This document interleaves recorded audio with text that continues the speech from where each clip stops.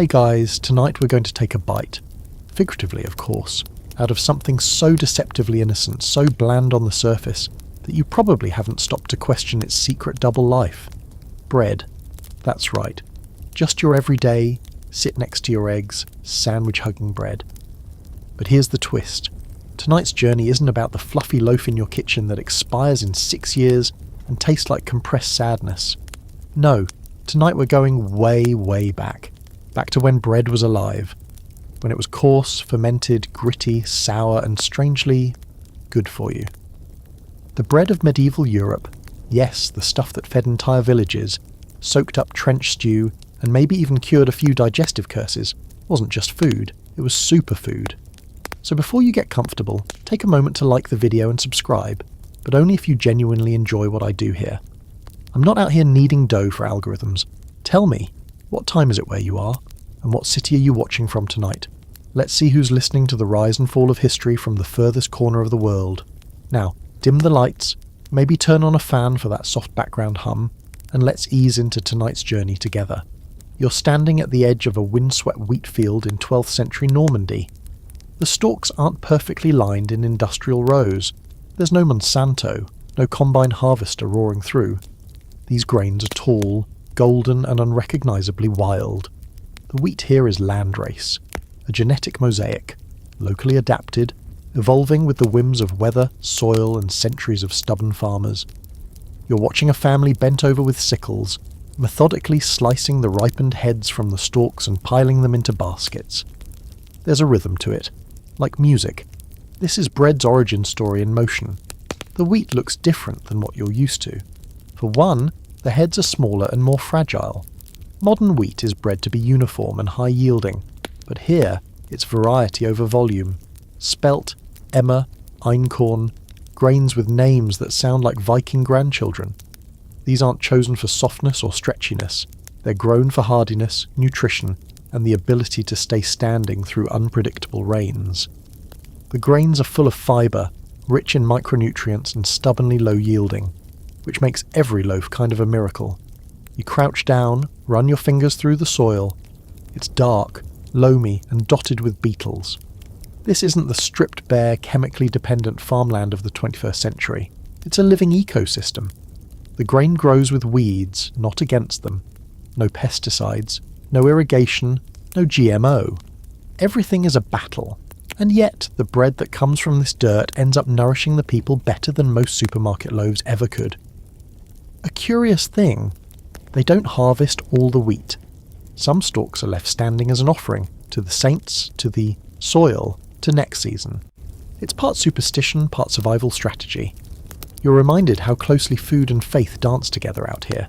Bread isn't just a commodity, it's a symbol, sacred even.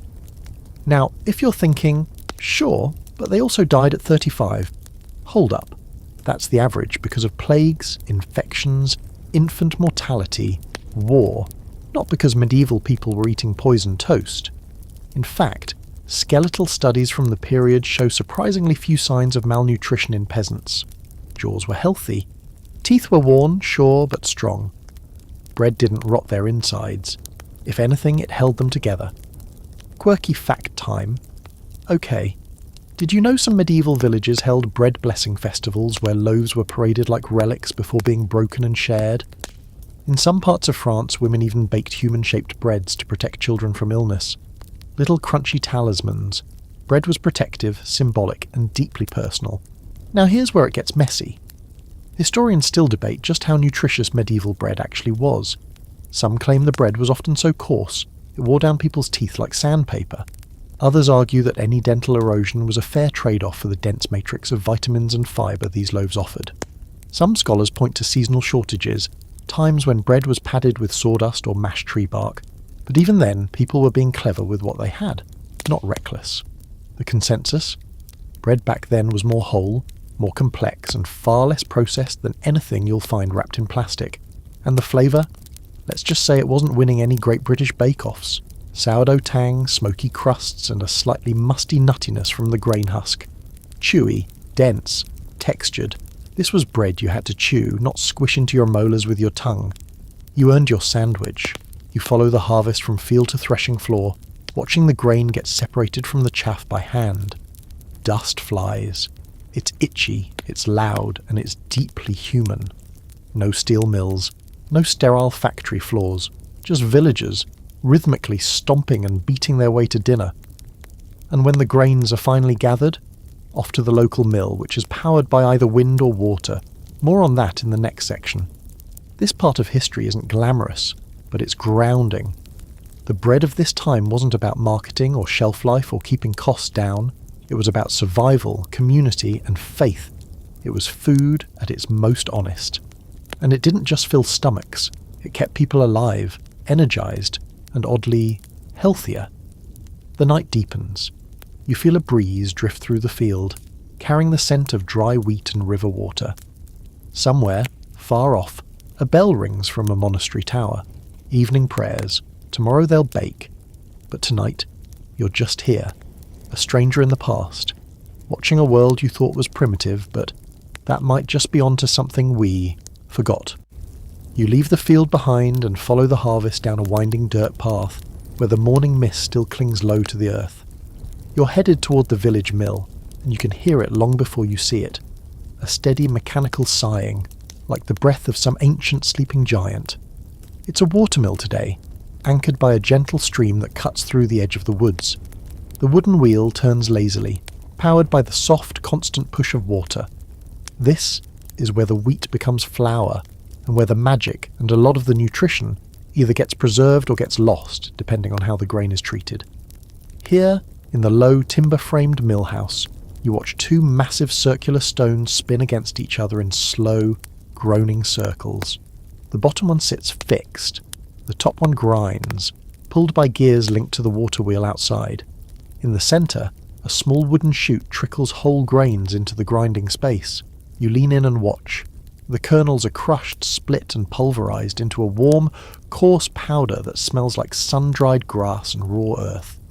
This is stone-ground flour. You've heard the phrase thrown around on Instagram by organic flour influencers, but here it's just daily life. Stone milling is slow.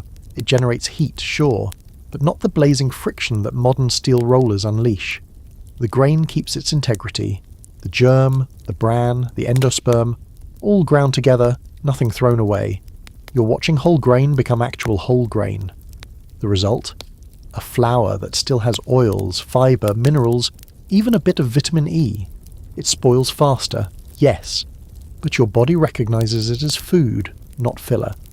Compare that to modern roller milling, which slices off the nutritious outer layers to create a fine, pale, empty powder that can sit in a warehouse for years. That flour is dead. This flour is alive. If modern bread is made from bleached skeletons, this stuff is made from entire plants. The miller notices you watching and gestures you over. He has flour on every surface of his skin, including his eyebrows, which gives him the look of a slightly confused ghost. He lets you pinch a bit of the flour. It's warm and textured, not silky smooth. You roll it between your fingers. There are flecks of colour, golden tan, dark brown, even some reddish streaks from iron-rich bits. It smells like something you should kneel before. Curious fact. Some medieval millstones were dressed with grooves that created specific textures in flour. Different patterns would extract slightly different consistencies. Millers had their secrets, and some were fiercely protective of their techniques. Milling wasn't just labour, it was craft, competition, and community. But not everything about medieval milling was glorious. Here's a fringe detail.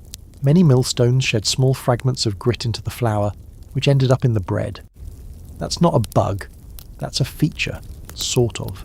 People literally ate bread that had rock, dust in it. This probably contributed to the worn-down teeth you see in medieval skulls.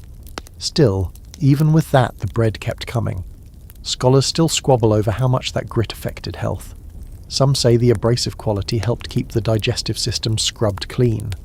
Others argue it led to slow, painful damage to enamel and intestinal walls. Was it fibre or folly? That depends on whether you're looking at history through a microscope or a microscope, plus a bit of romanticism. What we do know? Nobody added chalk, bleach or synthetic vitamins to the mix like we do today. Back in the mill house, The freshly ground flour is scooped into linen sacks, tied up and ready for the next step. But before we go bake it, let's linger just a bit more. You're standing in a space where grain becomes something closer to sacred. The air is full of suspended flour dust that catches the sunlight like fog in a cathedral. You imagine people coughing, sneezing, maybe even developing asthma from long exposure, and yet they keep at it. This place hums with the quiet importance of transformation. The flour has to be used fairly quickly. Without modern preservatives or refrigeration, it'll go rancid within a couple weeks, sometimes faster in the summer. But rancid doesn't always mean toxic. It might just mean earthy, bitter, funky in the way that medieval people could tolerate. Food was not always pretty, but it was still food. And speaking of modern preservatives, this flour doesn't need them. There's no plan to ship it across the globe or keep it on a shelf for 8 months. No need to gas the packaging with nitrogen to slow the breakdown of oils. What's milled today will be baked tomorrow. The cycle is short, local, and weirdly intimate. You could probably follow this very flour all the way to a village hearth and trace its entire biography in under 48 hours. Let's not ignore a sneaky truth. Stone milling was time-consuming, laborious, even dangerous when millstones cracked or machinery jammed. But it made food that sustained, not just filled. Today, flour is milled by machines the size of small buildings. Entire truckloads get bleached, degermed, and enriched to give back a fraction of the nutrition that was stripped out. And yet somehow we call this progress. A scholarly debate that still pops up, whether stone-ground flour actually tastes better. Some say yes. It has deeper flavour, nuttier notes, a sense of graininess that speaks to its origins. Others argue that it's nostalgia talking, and most modern palates just aren't used to it. But maybe that's the point. We're so far removed from the source that we don't recognise real food anymore. The sun is climbing higher now, and the miller begins to sweep out the day's flour from under the stone. You take one last breath of the thick, dusty air and step outside. The breeze feels fresh after the claustrophobic warmth inside. The stream beside the mill gurgles on, powering the wheel that powered the stones that made the flour that once fed a continent. You realise, as you dust your hands on your tunic, that you're standing in a system that was humble but whole. It didn't require additives, factories, or focus groups, just grain, stone, water, and time. And somehow, that simple loop made something that fed people well. Maybe better than anything you picked up this week at the store. Time to head to the bakehouse. You're not done yet. You walk with the villagers toward the bakehouse, flour still clinging to your clothes and hanging in the creases of your fingertips. The air grows thicker with smoke and the warm, almost sweet scent of fermentation. You follow your nose through the winding lanes of the village until you find it. A low, round structure built from stone and earth, half sunken like it's trying to hide from the wind. This is the communal oven. It's not someone's cosy kitchen. It's the village's heart where loaves come to life in cycles of heat and ritual. And today, you're just in time to catch the wildest part, the fermentation. Inside, it's dim and warm, lit mostly by sunlight trickling through high slits in the walls. There's a thick wooden table against one side dusted in flour, with doughs of various shapes rising under rough cloths. Some are domed high, others more slack and loose. No timers, no recipe cards, no sourdough influencers. Just hands, flour, water and wild yeast doing their slow, ancient dance. Fermentation here isn't a quick pit stop, it's the main event. The flour from yesterday's milling was mixed with water and a bit of leftover dough from the last bake. That leftover bit is your starter, a colony of wild yeast and bacteria that's been passed down through dozens, maybe hundreds of cycles. This isn't the tidy, freeze-dried yeast packet you've got sitting in your kitchen drawer. This stuff is alive in a way that modern yeast barely remembers. You lean in and catch the smell of the rising loaves. Sour, slightly funky but rich and clean. There's lactic acid in there, acetic acid, ethanol, and dozens of volatile compounds modern food science still doesn't fully understand. That tangy scent? That's the byproduct of yeast and bacteria eating sugars, farting carbon dioxide, and leaving behind flavour, texture, and a microbial signature that defines the bread completely. It's the slow rise that makes everything different. Here's the kicker. Fermentation like this isn't just about taste. It transforms the bread's very nature. The long, slow process breaks down gluten, phytic acid, and other anti-nutrients that would otherwise mess with your stomach. It predigests the grain, so to speak, making nutrients more bioavailable: iron, magnesium, B vitamins. It even creates new compounds with anti-inflammatory and immune-supporting effects. Yes, it turns out your medieval loaf is a borderline probiotic, a living food. Eat that yogurt. And no, it didn't come from a Whole Foods shelf wrapped in plastic that says artisan. Now here's a weird fact for your collection. Many medieval bakers used ale balm, that frothy residue from brewing beer, as a starter. It gave a distinct tang and subtle bitterness to the loaves, and in places like England it created a flavour profile that lingered in the local bread tradition for centuries. Beer yeast in your bread yeast in your beer. It was all one big bubbly fermented family. You kneel beside one of the bakers, a woman with flour on her arms up to the elbows and a look of serene control. She's kneading the dough in a slow, rocking rhythm, pressing with her palms, folding the dough back over itself, rotating and doing it again. There's no rush. The dough has time. You've forgotten what that feels like, but here it is. Time you can taste. This is no white, puffy modern bread dough. It's heavy, spotted with grains, darker in colour, stickier, with a texture almost like wet clay. It fights back a little when you touch it, and when she slaps it down on the table, wham! It doesn't go limp. It resists, like it has opinions. This dough has structure because it's had time to develop naturally. A scholarly argument brews here. Was medieval sourdough truly superior? Or do we just romanticize the long rise because it feels old-fashioned? Some food historians claim modern fast-rise yeast is chemically similar and just more efficient. Others argue that nothing can replicate the depth and complexity that comes from wild fermentation. You side with the bread that takes its time, because if you were going to feed a family from one loaf a day, wouldn't you want it to be packed with as much life and nutrition as possible? The oven, meanwhile, is being fired. It's a beehive-shaped earthen dome, thick walls, one opening. Inside, they've built a roaring fire using dried brush and old twigs. It's crackling, sparking, throwing light in frantic flickers across the soot-black walls.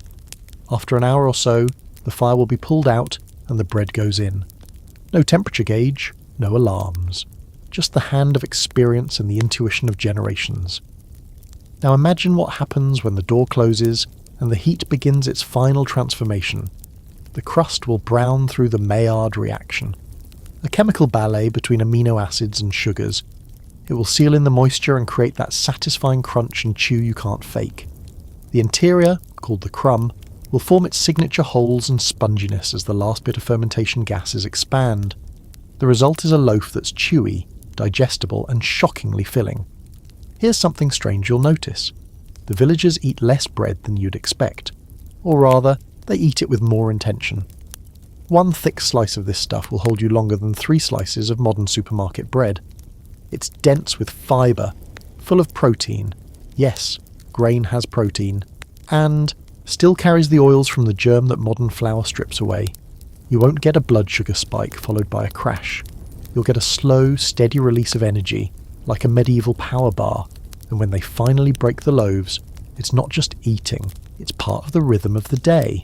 Bread is dunked into stews topped with bits of cheese or onion, or just gnawed on during field work. Kids carry hunks of it like snacks. There's no gluten-free panic, no low-carb guilt, just gratitude for something that's real, nourishing, and earned. As the first round of loaves comes out of the oven, dark brown, some nearly black at the edges, you realise that smell alone could anchor a memory for life.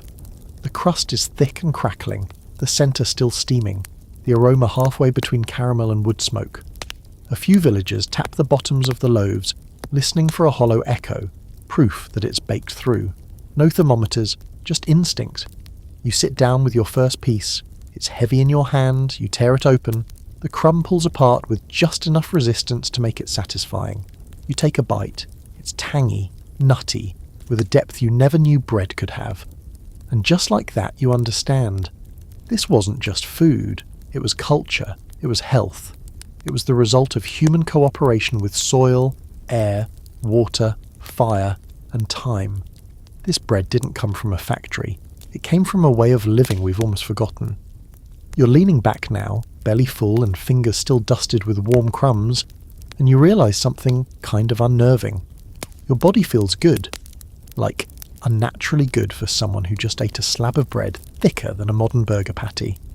No bloating, no sugar crash, no strange fatigue setting in.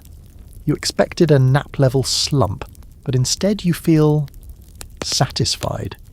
Like your gut just whispered, "Finally, thank you." And that's when you start thinking about the thing we've been conditioned to fear, bran. Yes, the dark, flaky outer layer of the grain.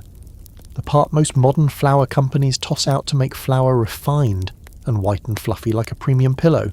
Only now you're realising that the pillow is basically made of starch and air. Medieval bakers didn't sift out the bran. Why would they? That's where the minerals are. That's the source of fibre, of texture, of colour. The loaf you just ate was brimming with it. Tiny flecks of gold and brown speckled the crumb like seeds in soil. This wasn't a flaw. It was the point. You picture your last grocery store run. Remember that wall of bread options? All those loaves with whole wheat labels that somehow still look suspiciously pale? That's because modern whole wheat flour is often reconstituted. The bran is taken out during processing and then tossed back in, like a crouton in a soup, technically present, but no longer part of the natural structure. It's like reattaching a peeled-off banana skin and pretending it's the same fruit. Medieval bakers didn't do that. Their flour was what came out of the mill, full stop. Let's linger on this for a moment, because here's the real magic. When you eat whole grain as is, your body knows how to digest it. The bran slows down the absorption of sugars in the gut. It's full of insoluble fibre, which doesn't just pass through, it scrubs, it bulks, it regulates. You feel fuller longer. Your blood sugar doesn't spike and crash like a bad roller coaster. Your digestion evens out, and weirdly, your brain feels clearer too. Sound dramatic? Well, your gut talks to your brain more than you might think, and fibre is part of that conversation. And it wasn't just about health. The bran added flavour, a kind of earthy depth that made bread more than just a blank vehicle for butter. It brought out the taste of the fermentation, gave the crust that signature crunch, and made the interior rich instead of bland. In fact, that sharp, dark tang in medieval loaves was partly due to the oils in the bran reacting to the fermentation process. That's chemistry we didn't even understand until recently. Time for a quirky side note. All right. In some parts of medieval Europe, there was a belief that removing the bran from bread made it spiritually impure. Some monks believed that a white loaf was too decadent, too refined, an indulgence for the flesh. Whole grain bread was seen as humble, honest, even holy. It grounded you, fed your soul and your stomach. Yes, bread was that deep. But here's where it gets complicated and kind of frustrating. Scholars still argue whether most people in the Middle Ages preferred bran-heavy bread, or just ate it because it was cheaper and more accessible. Some accounts show nobility gravitating toward fine, white bread, because of course they did, and peasants sticking with the rougher, denser stuff. But whether by preference or necessity, the lower classes ended up with the more nutritious option. Let that one sink in for a moment. You watch a group of children biting into hunks of fresh bread with the kind of joy that only comes from food that's both comforting and sustaining. No spreads, no toppings, just bread.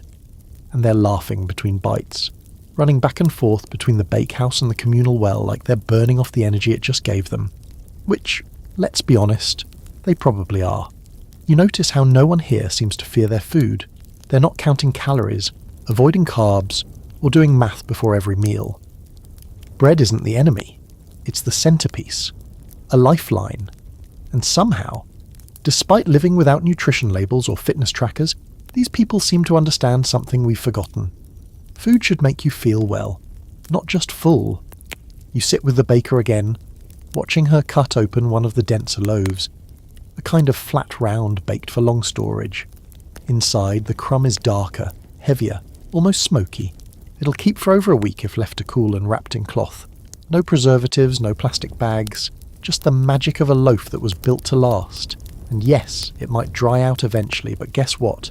They've got stew, they've got broth, they've got oil. Medieval bread was made to be revived with heat and moisture, not thrown out after 2 days of going stale. And remember, This bread had to do more.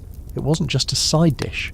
In many households, especially in poorer ones, bread made up as much as 70% of the daily caloric intake. That means it had to carry protein, fats, carbs and fibre all in one. Think of it like the original meal replacement bar, only it didn't need a marketing team to sell it, just an oven and a field. Weird fringe fact before we close. In some regions, bran was even used medicinally, mixed with herbs and water into a kind of poultice to draw out infection or relieve skin conditions. That's right, the stuff we now filter out and toss away, they used it like medicine. As the last loaves are lifted from the hearth, you notice something poetic. Each is slightly different. Some domed, some flat, some cracked open like they've sighed in relief. There's no assembly line. No two loaves are exactly alike. The same flour, water and salt.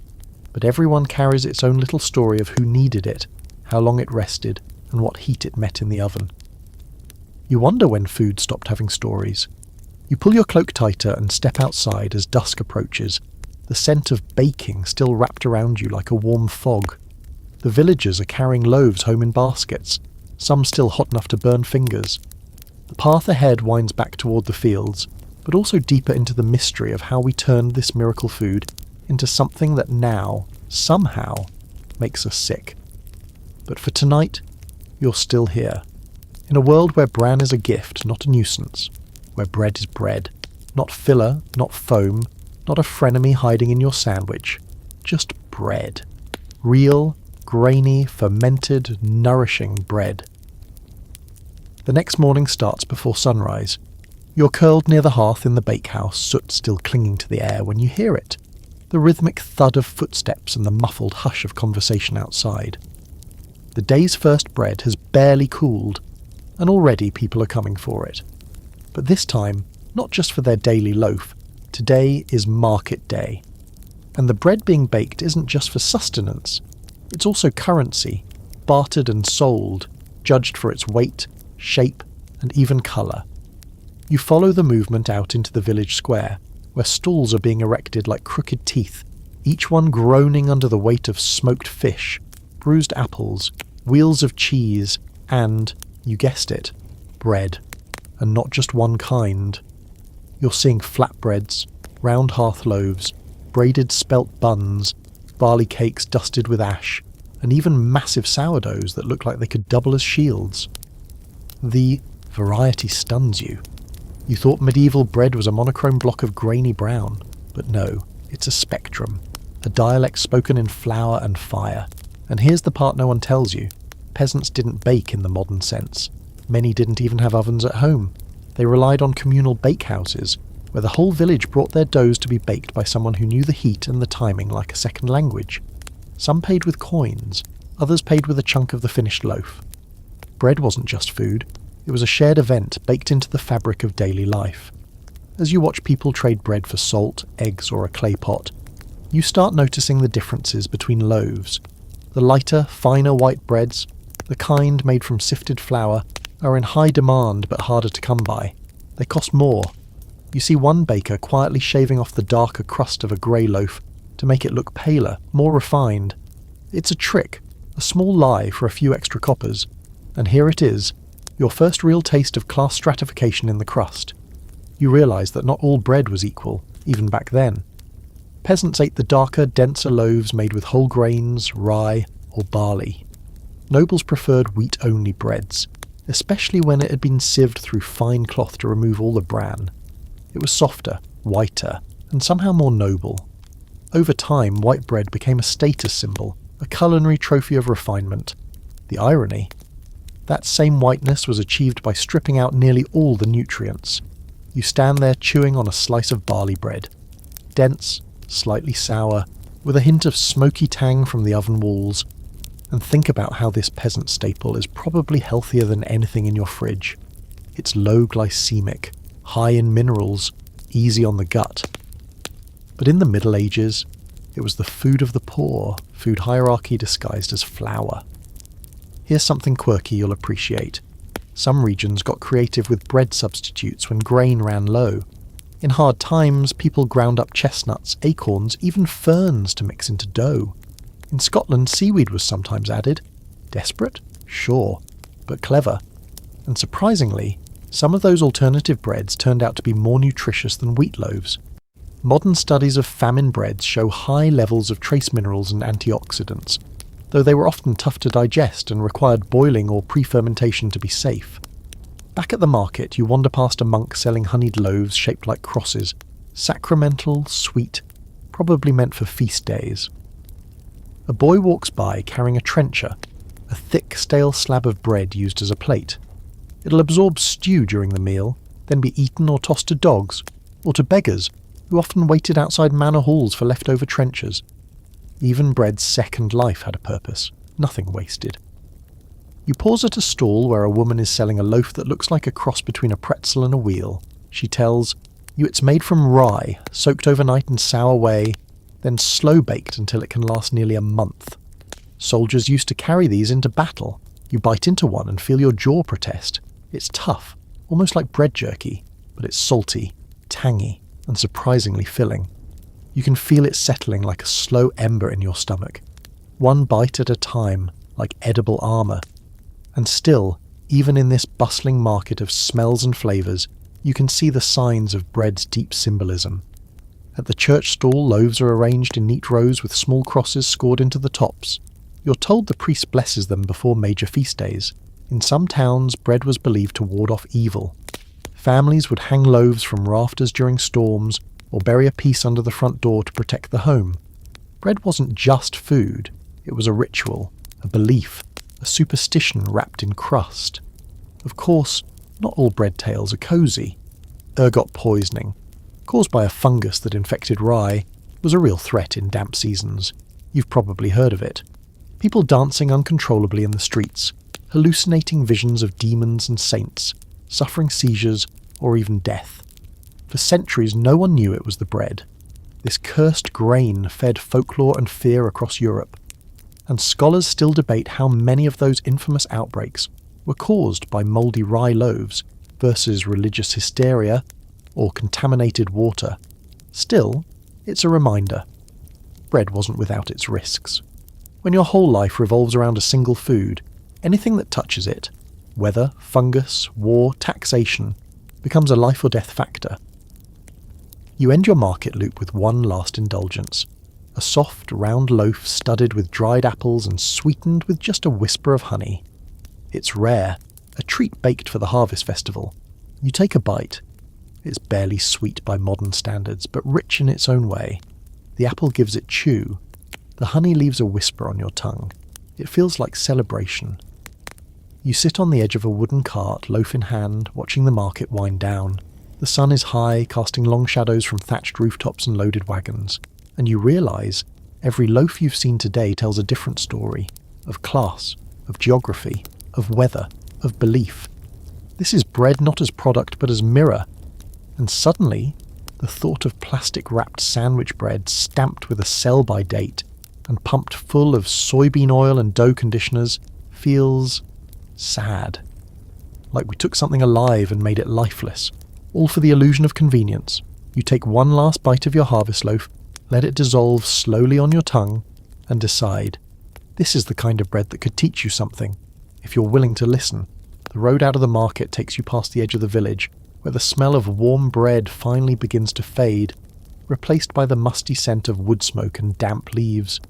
The sun is dipping, low, and honey-coloured, casting long shadows through the trees. But just when you think your journey through medieval bread is taking a pause, you notice a cart sitting alone on the roadside, its wheels half sunk in the dirt, its canopy draped in cloth. A few villagers stand in a loose circle, heads bent low, speaking in hushed tones. Something's different here. Something's wrong. You get closer and see what's laid out on the cart. Loaves of bread. Dozens of them. Each one blackened and strangely shrunken, with crusts split open like wounds. No one touches them. A woman murmurs a prayer. A man spits on the ground. Then you hear someone whisper it. Devil's bread. Ah, now we've reached the part they don't teach in your 7th grade world history class. This bread, the dark rye baked last week during a stretch of rain and cold, isn't just burnt, it's poisoned, In the cracks of the crust, fine purple filaments curl like veins. It's ergot, a parasitic fungus that infects grains, especially rye, in wet and poorly ventilated conditions. When you eat bread made with infected rye, you don't just get a stomachache, you get hallucinations, convulsions, burning in your limbs. Sometimes you lose fingers, toes, sometimes your mind. In the worst cases, entire villages fall under its spell. Ergotism, they called it. In France, it earned a darker name, St. Anthony's fire, because of the burning sensations victims experienced in their arms and legs. People would dance uncontrollably, scream nonsense, or wander into the woods and vanish. They'd tear off their clothes, thinking their skin was on fire. Some claimed they saw angels, others swore they met the devil. And here's the creepy part. No one knew it was the bread. Not yet. The symptoms were mysterious, chaotic, and terrifying. People thought they were cursed, or that demons were taking up residence in their blood. Some believed it was divine punishment. Others saw it as proof of witchcraft. Accusations flew. Old women were rounded up. Trials were held. Bread became suspect, but not in the way you think. In some towns, the afflicted were sent on pilgrimages to shrines, praying for healing from what they believed were spiritual afflictions. One of the most famous destinations, the Hospital Brothers of St. Anthony in France. The monks there took in the suffering and fed them a particular diet, mostly wheat-based bread, not rye. Guess what? The patients got better. But no one connected the dots just yet. It would be centuries before the true culprit, ergot-infected rye, was identified. Now for a quirky twist, ergot isn't just a deadly fungus, it's also the biological ancestor of LSD. Yep. In the 20th century, Swiss chemist Albert Hofmann studied ergot alkaloids while working on new drugs. One day, he accidentally absorbed a small amount through his skin and went on the world's first acid trip. So, in a roundabout way, medieval hallucinations and 1960s counterculture share a fungal root. Bread, the original gateway. But back in this roadside moment, there's no celebration of altered consciousness, only fear. One woman says her neighbour's child started convulsing the night after eating a piece. Another says she saw a man trying to bite his own arm. A third swears she heard voices coming from her cellar. The loaf on the cart will be burned, just in case. Not just disposed of, destroyed. And the ashes buried deep. There's something quiet and primal about this reaction. You watch these people treat bread, not just as a food, but as a moral force. It can nourish, it can protect, but it can also turn, become unholy, dangerous. Maybe that's why bread has always carried such weight in ritual, why it's blessed, broken, sanctified, or sacrificed. It holds power, and when it turns against you, it's not just illness, it's betrayal. Scholars have long debated the true scale of ergot outbreaks. Was it a rare event or more common than we realise? Some say outbreaks were regional, linked to cold, wet summers. Others argue ergotism was widespread but underreported, folded into medieval records as madness, plague, or witchcraft. Some even speculate that certain witch hunts in the 16th and 17th centuries may have been triggered by mass ergot poisoning. Entire communities gripped by hallucinations and hysteria, fueled by nothing more than bad bread. You step back, watching as the cart is slowly wheeled toward a fire pit outside the village. A boy follows, dragging a broken loaf on a string behind him, like it's a cursed animal. Smoke rises soon after. The villagers leave without speaking. No one wants to linger. And now you're left with this unsettling truth. Even the most nourishing food can turn on you if the environment twists just right. Bread, this ancient humble staple, isn't invincible. It depends on clean grain, careful storage, dry weather, and trust in those who prepare it. When any part of that chain breaks, the results aren't just bad taste. They're psychological warfare on the entire village. You walk back toward the centre of town, the distant smell of burning bread still hanging in the cold air. Around you, loaves still bake. Life continues. But now you understand the flip side of reverence. Bread was respected not because it was always safe, but because it wasn't. Because it required vigilance, prayer, sometimes fear. And maybe that's something we've lost today. We assume our food is clean because it's plastic sealed and barcode stamped, but it's also been stripped of its context, its process, its consequence. When's the last time a loaf of supermarket bread made you stop and think about death, hallucinations, or divine judgment? You arrive back at the bakehouse just as the baker is kneeling to scrub the hearth with water and ash. She works in silence, and you suddenly feel a bit of awe, not just for her labour but for her responsibility. Every loaf she makes is a kind of promise that what feeds you will not harm you, that the crust will nourish, not burn, that the bread will be real and not betray the body that eats it. You sit and watch as the next batch of dough rises, oblivious to the chaos on the roadside. Life keeps rising. Bread keeps rising. But now you understand. This isn't just baking. It's a tightrope walk over ancient fire. The next morning, you find yourself walking toward a towering stone building that dominates the skyline of the village. The church. It looms with the solemn weight of centuries, its walls etched with soot, lichen, and the slow erosion of time. The bell rings, deep and slow, and the sound feels less like a call and more like a heartbeat, echoing through the valley. Inside, people gather, some with loaves in hand, wrapped in linen or tucked under arms. You step in, not entirely sure what you're witnessing, but it smells familiar. Flour, smoke, beeswax, and something faintly metallic like old coins or spilled wine. Bread here is not just food, it's liturgy. It's woven into the very architecture of belief. You settle onto a stone bench as the priest lifts a cloth from the altar to reveal a small pale loaf, round, flat, with a cross pressed deep into its centre. The congregation watches in silence. Not hunger, not greed, reverence. This is the Eucharist, of course, and you've probably heard the general idea before. But it hits different when you're sitting in a cold stone church that smells like burnt oak and wet wool, surrounded by people whose daily bread is the only reliable thing in their world. To see it transformed, symbolically, maybe even supernaturally, into a vessel for the divine is humbling in a way that makes your spine straighten. This is a people for whom bread isn't just sacred metaphor. It is the thing that gets you through life and death. So of course it represents the body of something bigger. But this moment also reveals a quieter layer of the story.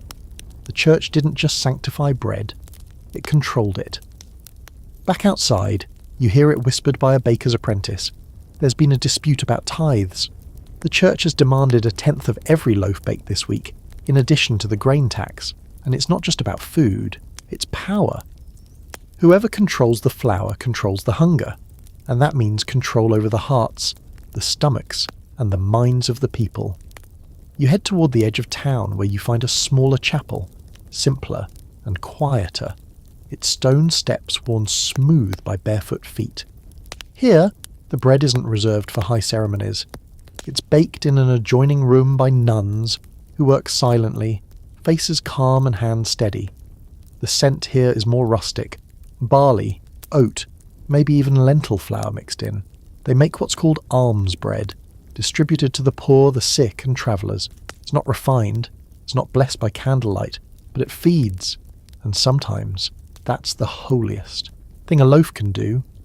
You help carry some to the roadside where a group of beggars and pilgrims wait. Some are missing fingers, others wear patches over one eye. Their clothes are more patchwork than fabric. When the basket of loaves is lowered, they take without hesitation, breaking the bread into quarters, halves, and smaller still. You watch them eat slowly, almost methodically, like it's medicine. And here's your fringe fact of the day. In certain monasteries, leftover communion wafers were ground back into flour and reused in the next batch of sacramental bread. Nothing wasted. Even the sacred had to be practical. Food wasn't a thing to waste. Bread doubly so. As you watch, one man kneels after his bite, not to pray but simply to sit. You can see the weight leave his shoulders, if only for a moment. That crust of barley and oat, rough on the outside and damp within, might be the only thing he eats today. Yet he doesn't wolf it down. He respects it, like it's earned its moment in his life.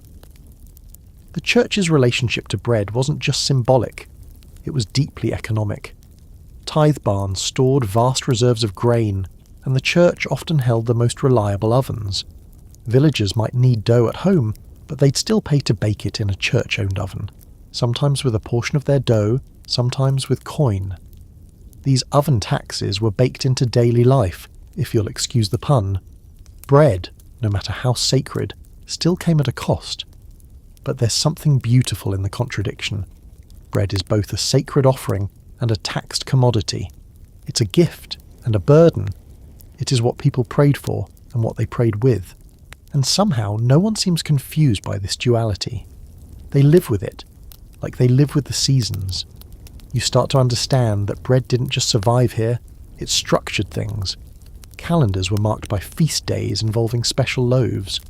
Holy days were celebrated with symbolic bakes, 3 plaited rolls for the Trinity, crosses for martyrdom, rings for eternity. One example that stands out, in parts of medieval Italy, they baked blessed loaves on St. Joseph's Day and gave them out to those in need. These loaves were dense, unsweetened, and full of olive oil and herbs. They weren't luxurious, but they were satisfying and considered spiritually potent. Eating one was said to bring good fortune, or at least protection from hunger. Of course, historians still argue over how widespread these practices were. Some believe the sacred symbolism of bread was mostly localized to Catholic regions, and that peasant communities often saw these rituals as distant churchy theatre. Others insist that even the simplest farmer held deep personal beliefs about the sanctity of his loaf, that even if he didn't attend Mass, he crossed his dough before baking and whispered a prayer as the loaf rose in the oven. As the sun climbs higher, you follow a small procession heading up a hill. Outside the village, they're carrying loaves, fresh, wrapped in cloth still steaming. At the top of the hill stands a simple stone shrine half covered in ivy. One by one, the villagers lay loaves at the foot of the shrine. It's an offering for a good harvest next season. Not money, not livestock, bread. There's a strange kind of hope in that gesture, in sacrificing what you could have eaten today for the promise of tomorrow, in trusting that the act of giving bread will ensure the return of grain. It makes you think maybe bread isn't just food or faith. Maybe it's a relationship with the land, with your body, with something unseen but deeply felt. You turn back toward the village as the wind picks up, carrying the faint scent of fresh baking back across the fields. The people you pass are going about their day, kneading, carrying sacks of grain, stoking fires, but all of it feels different now, like you've been let in on a secret that everyone else already knew, that bread has always been more than survival. It's been connection.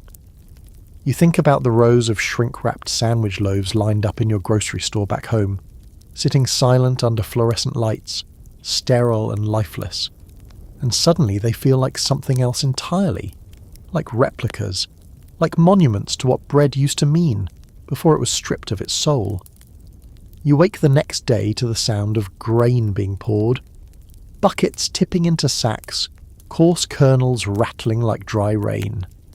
Outside the cottage you've been staying in, 2 boys are hauling burlap sacks of wheat and spelt onto a wooden cart.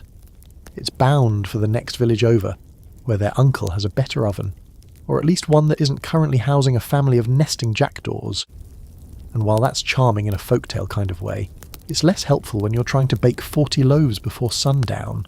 You stretch, pull your cloak around your shoulders, and follow them out toward the path, cartwheels creaking beneath the weight of grain that's heavy with potential.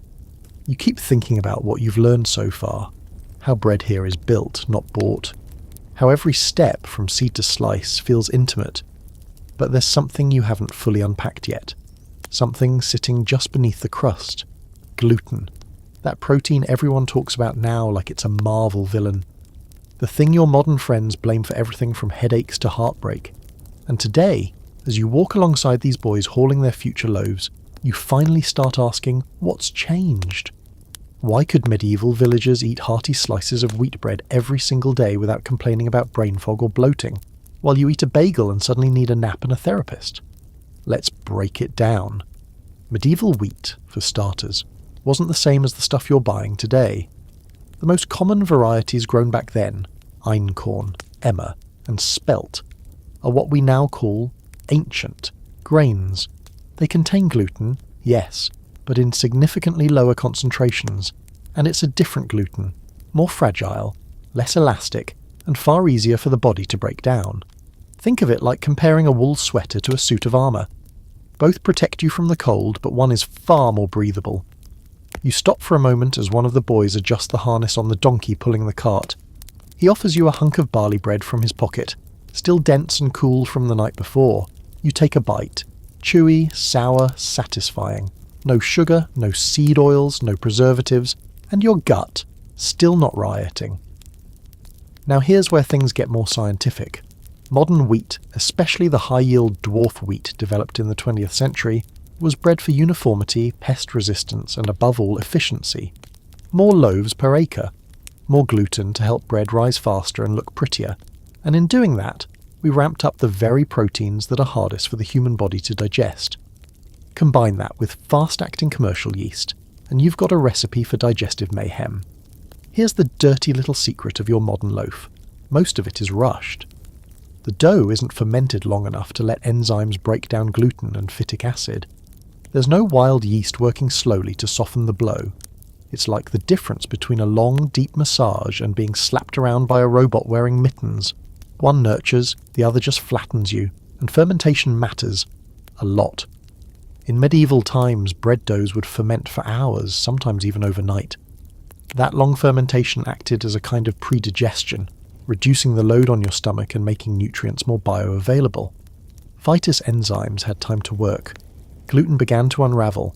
Your body could breathe a little easier. Quirky fact? In some regions, bakers didn't just let dough sit, they aged flour. That's right. Flour was stored for weeks or even months before baking, allowing it to oxidize gently. It made it easier to digest and gave the bread a more nuanced flavour. Try telling that to your ultra-fresh bleached shelf-stable white flour back home. It'll just sit there in the bag, quietly collecting weevils and indifference. Now, let's address the elephant-sized loaf in the room. Celiac disease. It's a real thing, of course, an autoimmune disorder triggered by gluten. But what's interesting is how rare it seems to have been historically. That doesn't mean it didn't exist, but records of symptoms that might resemble celiac are sparse. Some scholars suggest that the way gluten was consumed, slow fermented, in less concentrated forms, may have masked or reduced the prevalence of reactions. Others argue that without processed foods and modern exposure levels, most people's guts simply weren't under constant siege. Meanwhile, modern gluten sensitivities have skyrocketed, not full-blown celiac, but the vague, bloated, brain-foggy discomfort that drives people to go gluten-free and spend their savings on almond flour and regret. Some scientists point the finger at glyphosate, a chemical used in conventional agriculture that may disrupt gut flora. Others blame the rapid processing methods, or the fact that gluten shows up in everything now, from soy sauce to shampoo. But in medieval Europe, gluten wasn't the enemy. It was barely even a character in the story. It simply existed, folded quietly into dough, broken down over time, and eaten with gratitude. It didn't come wrapped in fear or shame. It didn't need disclaimers. It just fed people. You stop again at a crossroads, where a travelling baker is peddling what looks like a twisted loaf made from spelt and herbs. She tells you she lets her dough sit for 2 days before baking, long enough that the gluten is tired, as she puts it. You buy one, rip off a piece, and feel the resistance give way beneath your teeth. It's hearty but not heavy, complex but not aggressive. Your stomach doesn't wince, it sighs. And here's where the scholarly debate bubbles up. Is our modern gluten problem actually a gluten problem? Or is it a processing problem? Some researchers argue that gluten hasn't changed that much. It's our context that has. The stress, the gut inflammation, the lack of diversity in our microbiomes, all of it conspires to make bread feel like an enemy. But maybe the bread isn't to blame. Maybe we are. You follow the cart the rest of the way to the village bakery, where a few early risers are already shaping loaves on a long wooden bench. They don't weigh or measure anything. They work by feel, by memory. The dough here is soft, but structured, holding together with a strength you don't find in modern gluten-free breads that crumble like ancient papyrus the second you look at them sideways. As one of the bakers slides around into the oven, she smiles and says something in a dialect you barely catch, but the meaning is clear enough. Something about letting the dough rest, about patience, about giving the bread time to know itself. And somehow, you understand. You spend the afternoon at the edge of a monastery, perched just beyond the stone walls that separate the cloistered life from the chaotic heartbeat of the surrounding village. Inside, the air smells of beeswax and thyme, and the gardens are silent except for the occasional clatter of tools or the low murmur of prayer. But behind the kitchens, hidden from the view of any passing pilgrim, you find what looks like a modest bakery tucked into the corner of the grounds. No signs, no display loaves, just a soft plume of smoke curling out of a narrow chimney, and a stack of firewood leaning against a crumbling wall. Monks. You'd expected silence and scripture, maybe some cheese-making or herbal remedies, but here, among the worn stone and damp cloaks, bread is quietly being born. And not just any bread. Barley bread. The monk who greets you has the wide, calm eyes of someone who measures time in seasons, not seconds. He doesn't speak much, but he gestures for you to follow him into the bakehouse. Inside, it's warm and dim, with one small window and a single table dusted in flour. Several doughs are resting under cloths, and the air carries that familiar tang of fermentation, but lighter, less aggressive than sourdough, subtler. You inhale deeply and catch a hint of something else. Herbs, maybe? Or honey? It's complex, whatever it is. He hands you a small scrap of cooled bread, dense, moist, and speckled with what looks like crushed seeds. It's barely sweet, a little chewy, and undeniably satisfying. You feel it settle in your stomach with the weight of something ancient and deliberate. This is monk's bread, a loaf designed to nourish both body and spirit, baked not for pleasure, but for purpose. In monastic communities, bread wasn't just food, it was philosophy. Simplicity and sustainability guided every step. No bleached flour, no imported ingredients. Everything came from the surrounding land. Barley from the fields, water from the well, yeast from the air, and salt, if you were lucky, from trade. The result was a humble, honest loaf, one that kept bellies full through fasting seasons and gave monks the energy to tend bees, copy manuscripts, and chant in freezing chapels at dawn. But here's the quirky twist. In their devotion to minimalism, monks may have accidentally stumbled into early gut science. That barley? It's packed with beta-glucans, soluble fibres that help regulate cholesterol and support the growth of healthy gut bacteria. The fermentation? Slow, careful, and mostly spontaneous. These loaves were probably teeming with beneficial microbes, offering the kind of nourishment modern probiotic supplements charge you $20 a bottle for. You sit beside a small garden where herbs like sage, rosemary, and lavender grow in neat rows. A younger monk brings out a round loaf infused with some of these very plants. A nod to seasonal variation and, let's be honest, flavour. It's still a modest loaf, but you taste the green sharpness of thyme and the calming floral note of lavender. It's subtle, but clearly intentional. This wasn't food meant to be hoarded or flaunted. It was meant to be shared, broken, offered, and sometimes even denied. During long fasts, the bread would grow smaller and plainer, with water added in place of milk or oil. During feast days, the reverse happened. Honey or nuts might appear, a whispered celebration in the crust. It wasn't just about nutrition. It was about meaning. Bread mirrored the spirit. You're told that some monasteries had their own heirloom sourdough starters, passed down from baker to baker. These blessings, as they were sometimes called, were fed with flour and water and kept alive in small pots near the hearth. Killing the starter, accidentally or otherwise, was considered a serious loss. Like losing a voice in the choir, the monks understood what modern science now confirms.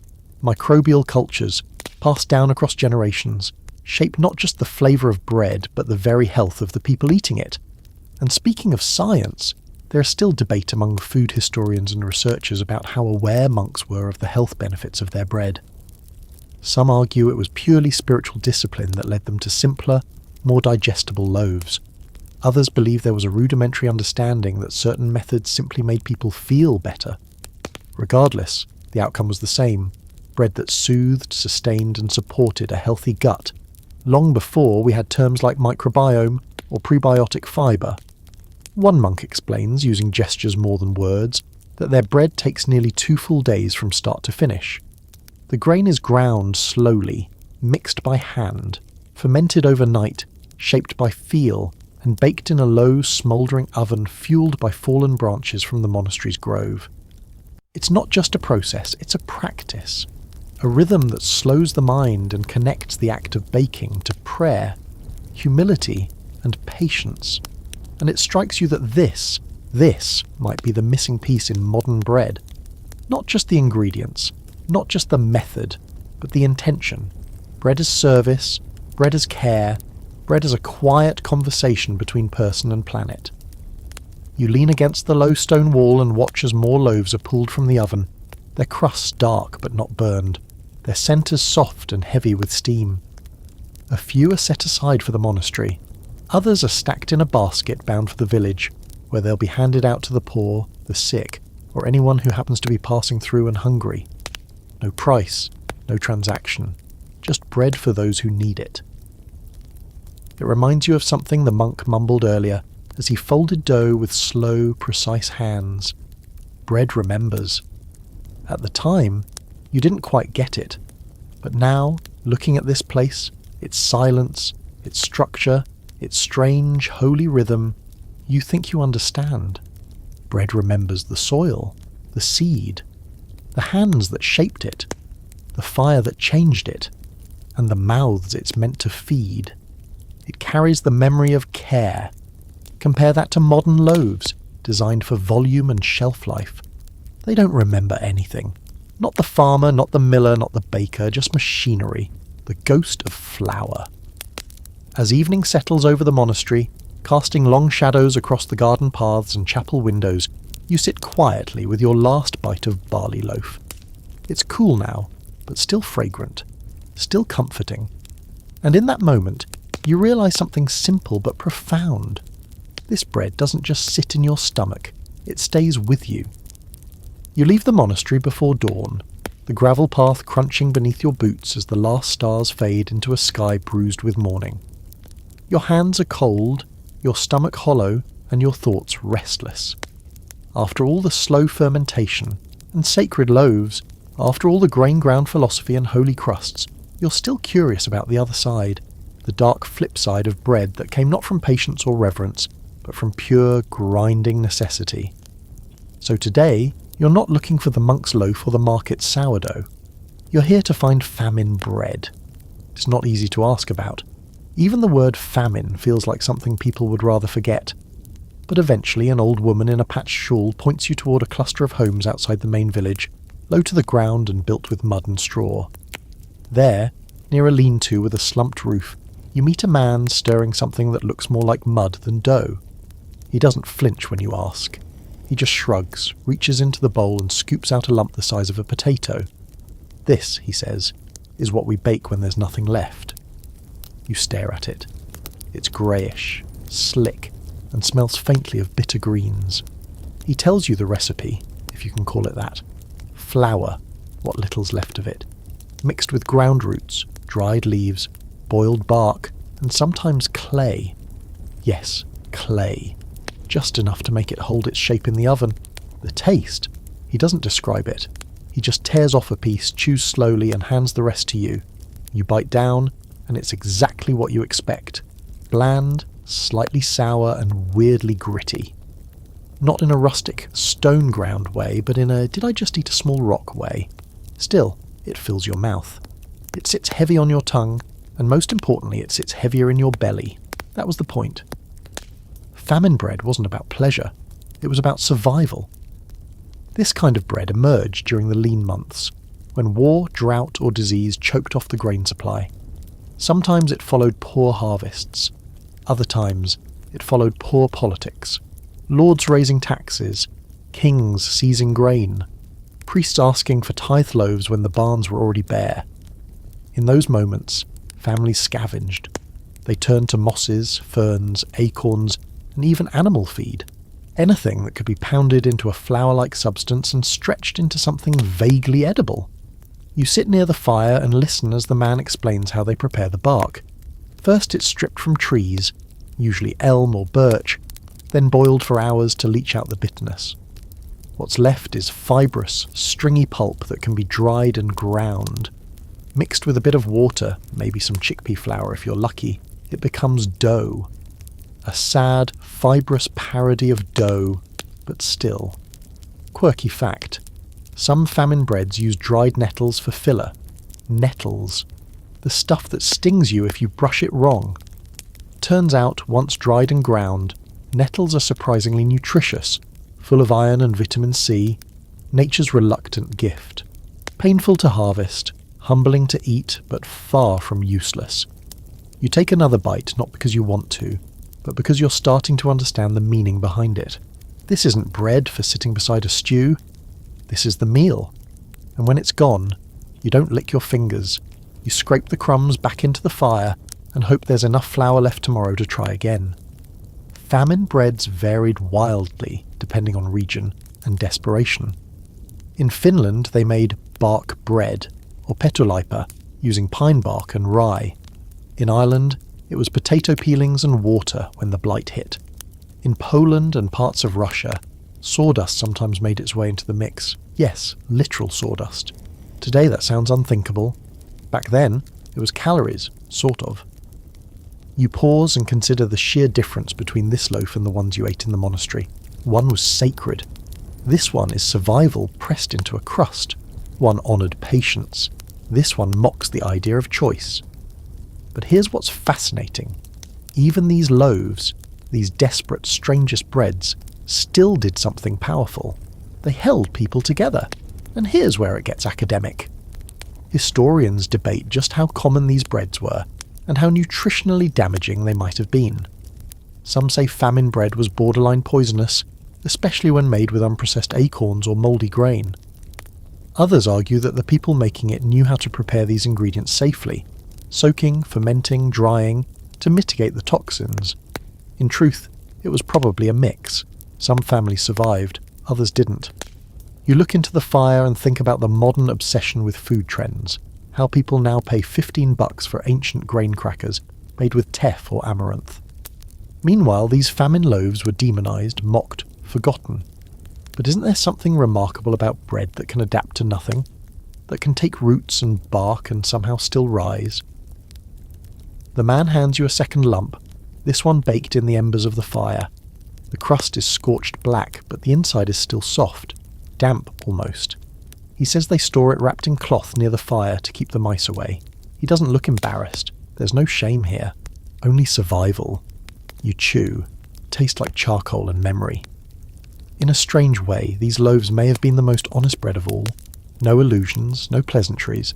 Just what's left, compressed into a crust. The body's plea for one more day. You leave the lean-to as the sun starts its slow climb, casting long shadows through the trees. Your stomach's full, but not in the comforting monastery bread way. It's full like a sandbag. Heavy, awkward, but functional. And as you walk, you realise something a little uncomfortable. This bread, this bitter, filler-stuffed bread, might still be healthier than the sugar-laced emulsifier-loaded bread you buy at the gas station. You pass a child walking barefoot with a basket full of foraged greens.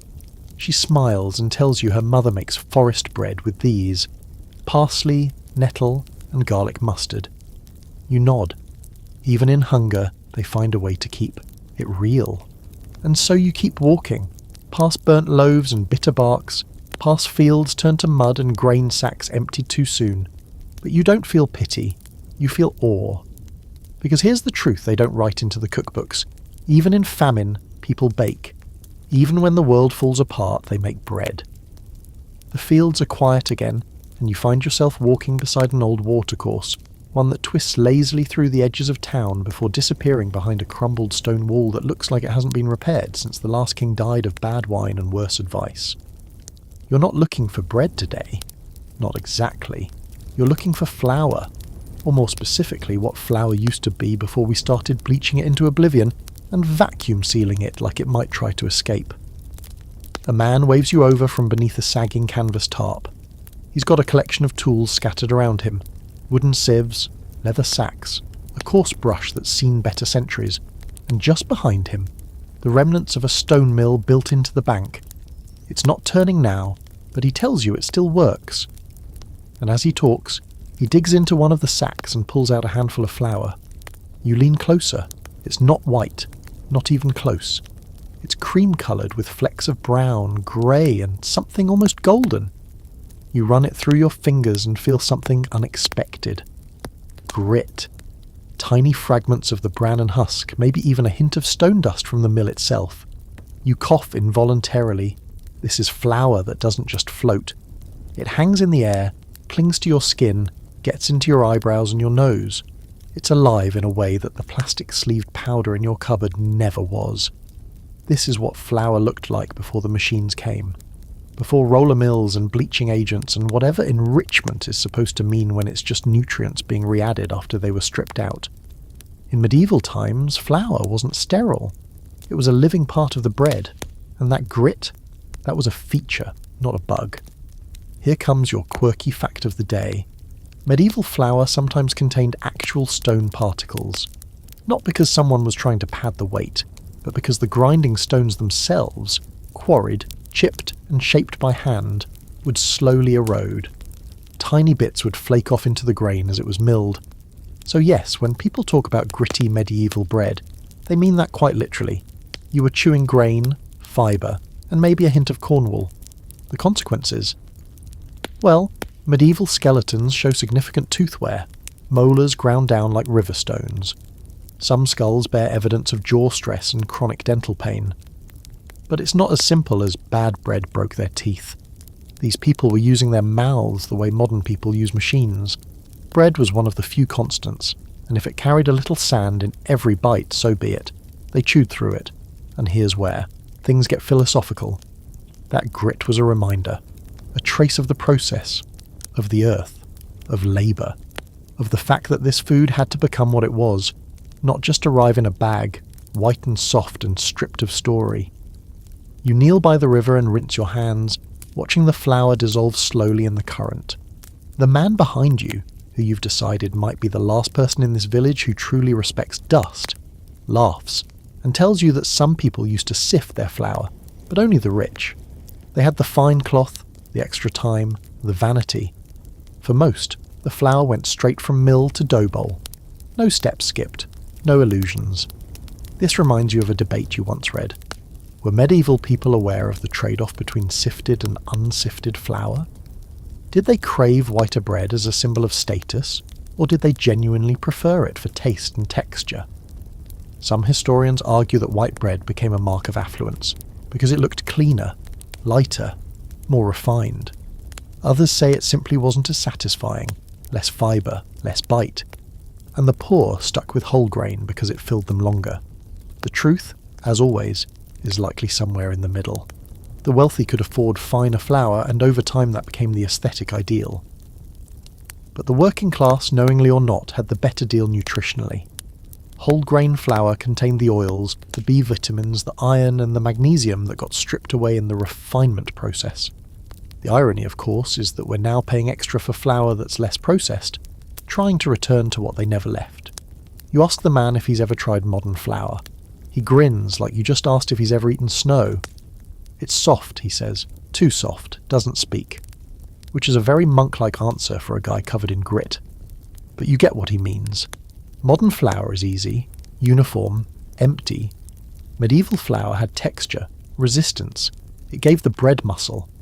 You help him pack the last of the flour into cloth sacks, and he shows you how they used to seal the tops with wax and twine to keep bugs out. These sacks would last for weeks if stored right. Cool and dry, always off the ground. He tells you about the rats once, the time they chewed through a sack and made off with half a day's flour. He doesn't sound angry, just tired. Like someone who knows that flour is not a thing to take for granted. Later that evening you follow one of the sacks back to a cottage kitchen. The baker here is young, probably no more than 17. But she moves with the calm of someone who's done this 1,000 times. She mixes the gritty flour with water and a bit of yesterday's starter, then lets it rest under a damp cloth. You watch the bubbles begin to form, slow and stubborn.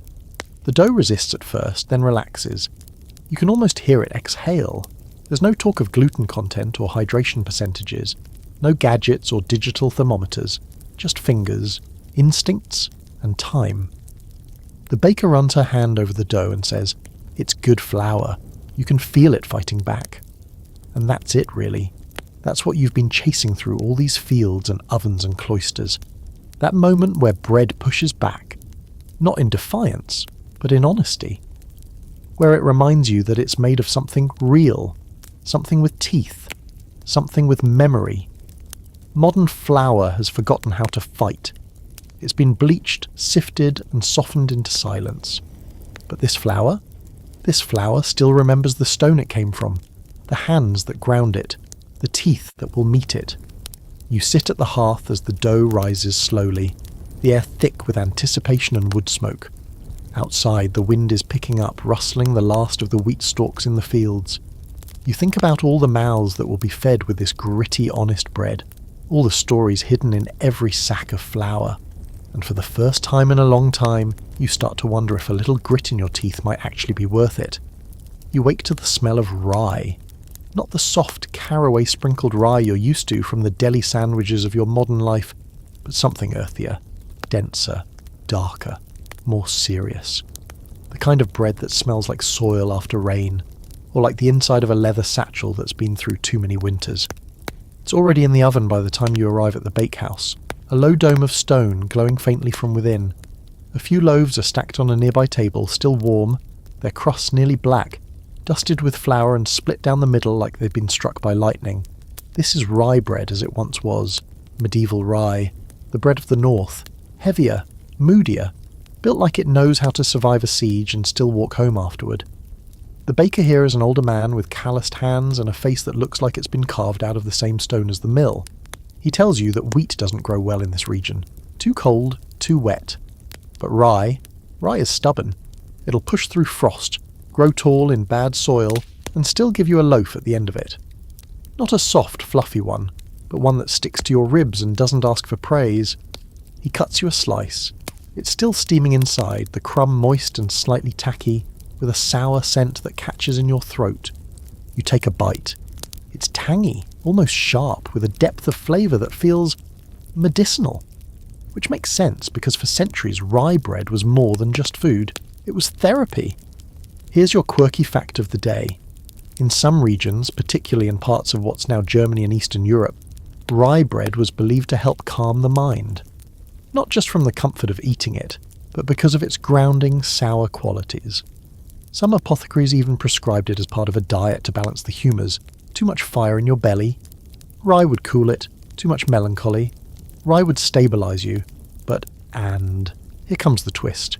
You've already met rye's darker side. Back in the ergot section, remember? Rye was the grain most vulnerable to that parasitic fungus. So it was both saviour and saboteur. Some loaves healed, others hallucinated. The same slice that comforted you in hard times might also have convinced your neighbour the Virgin Mary was speaking through her cat. And yet, people kept baking with it. They had to, because in the colder climates, Scandinavia, the Baltics, the northern edges of France, rye was the only grain that showed up reliably year after year. Wheat was too delicate, barley too finicky. But rye would stand tall in sleet and shrug off the wind.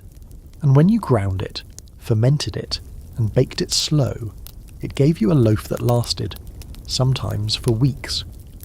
You walk through the kitchen and find a cupboard stacked with rye loaves baked a week ago, still perfectly edible. Harder, yes. Chewier, definitely. But not mouldy. Not collapsing into itself like soft white bread left on a warm counter. In fact, rye bread ages like some kind of culinary monk. Slower, denser, a little sourer, but wise. You just have to know how to treat it. In some villages, people would slice off pieces and steam them back to life over boiling water. In others, they soaked stale rye in soup or stew, letting it dissolve into the broth. No waste, no complaints, just transformation. And here's where modern bread takes another hit. Shelf life. Today's bread is built for it, but artificially. Preservatives, emulsifiers, and antifungal agents keep it soft for weeks, but strip all that away and it collapses in days.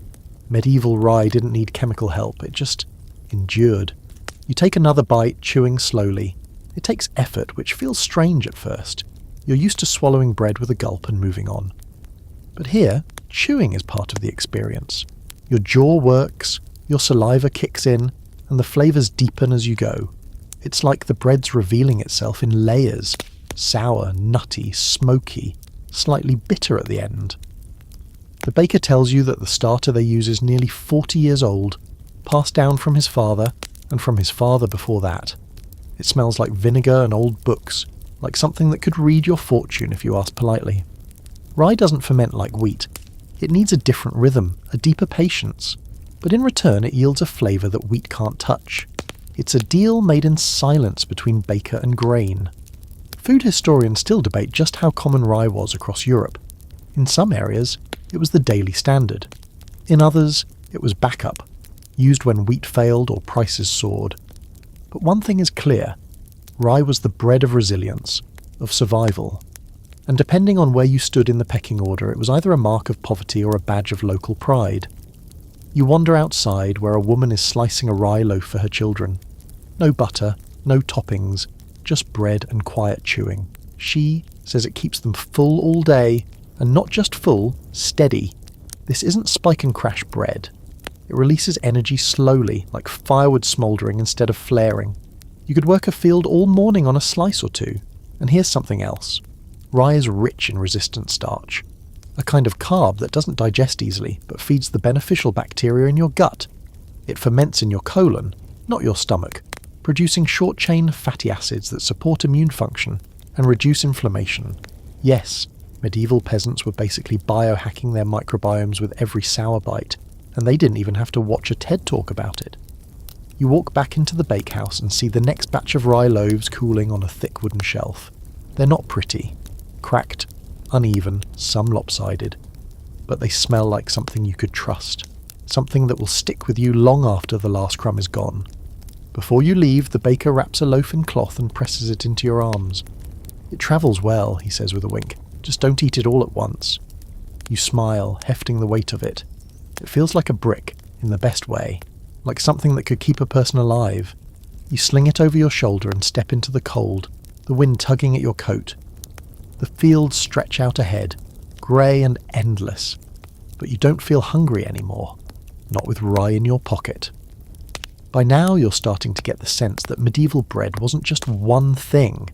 It wasn't a monolith, a single recipe passed from peasant to priest like some flowery gospel. No, it was regional, adaptable, chaotic even. Bread was a dialect. It changed with the landscape, with the climate, with who was doing the baking and what they had on hand. So today, you set out on a kind of carb pilgrimage, a stroll through the many accents of medieval bread across Europe.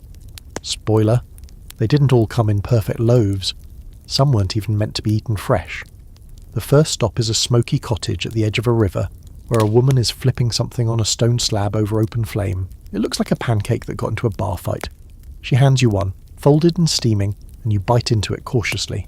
It's chewy, coarse, and speckled with grains. She calls it a bannock, oat-based, unleavened, fast to cook. This was the bread of the highlands, the moors, the places where yeast feared to tread. Bannocks weren't baked to impress.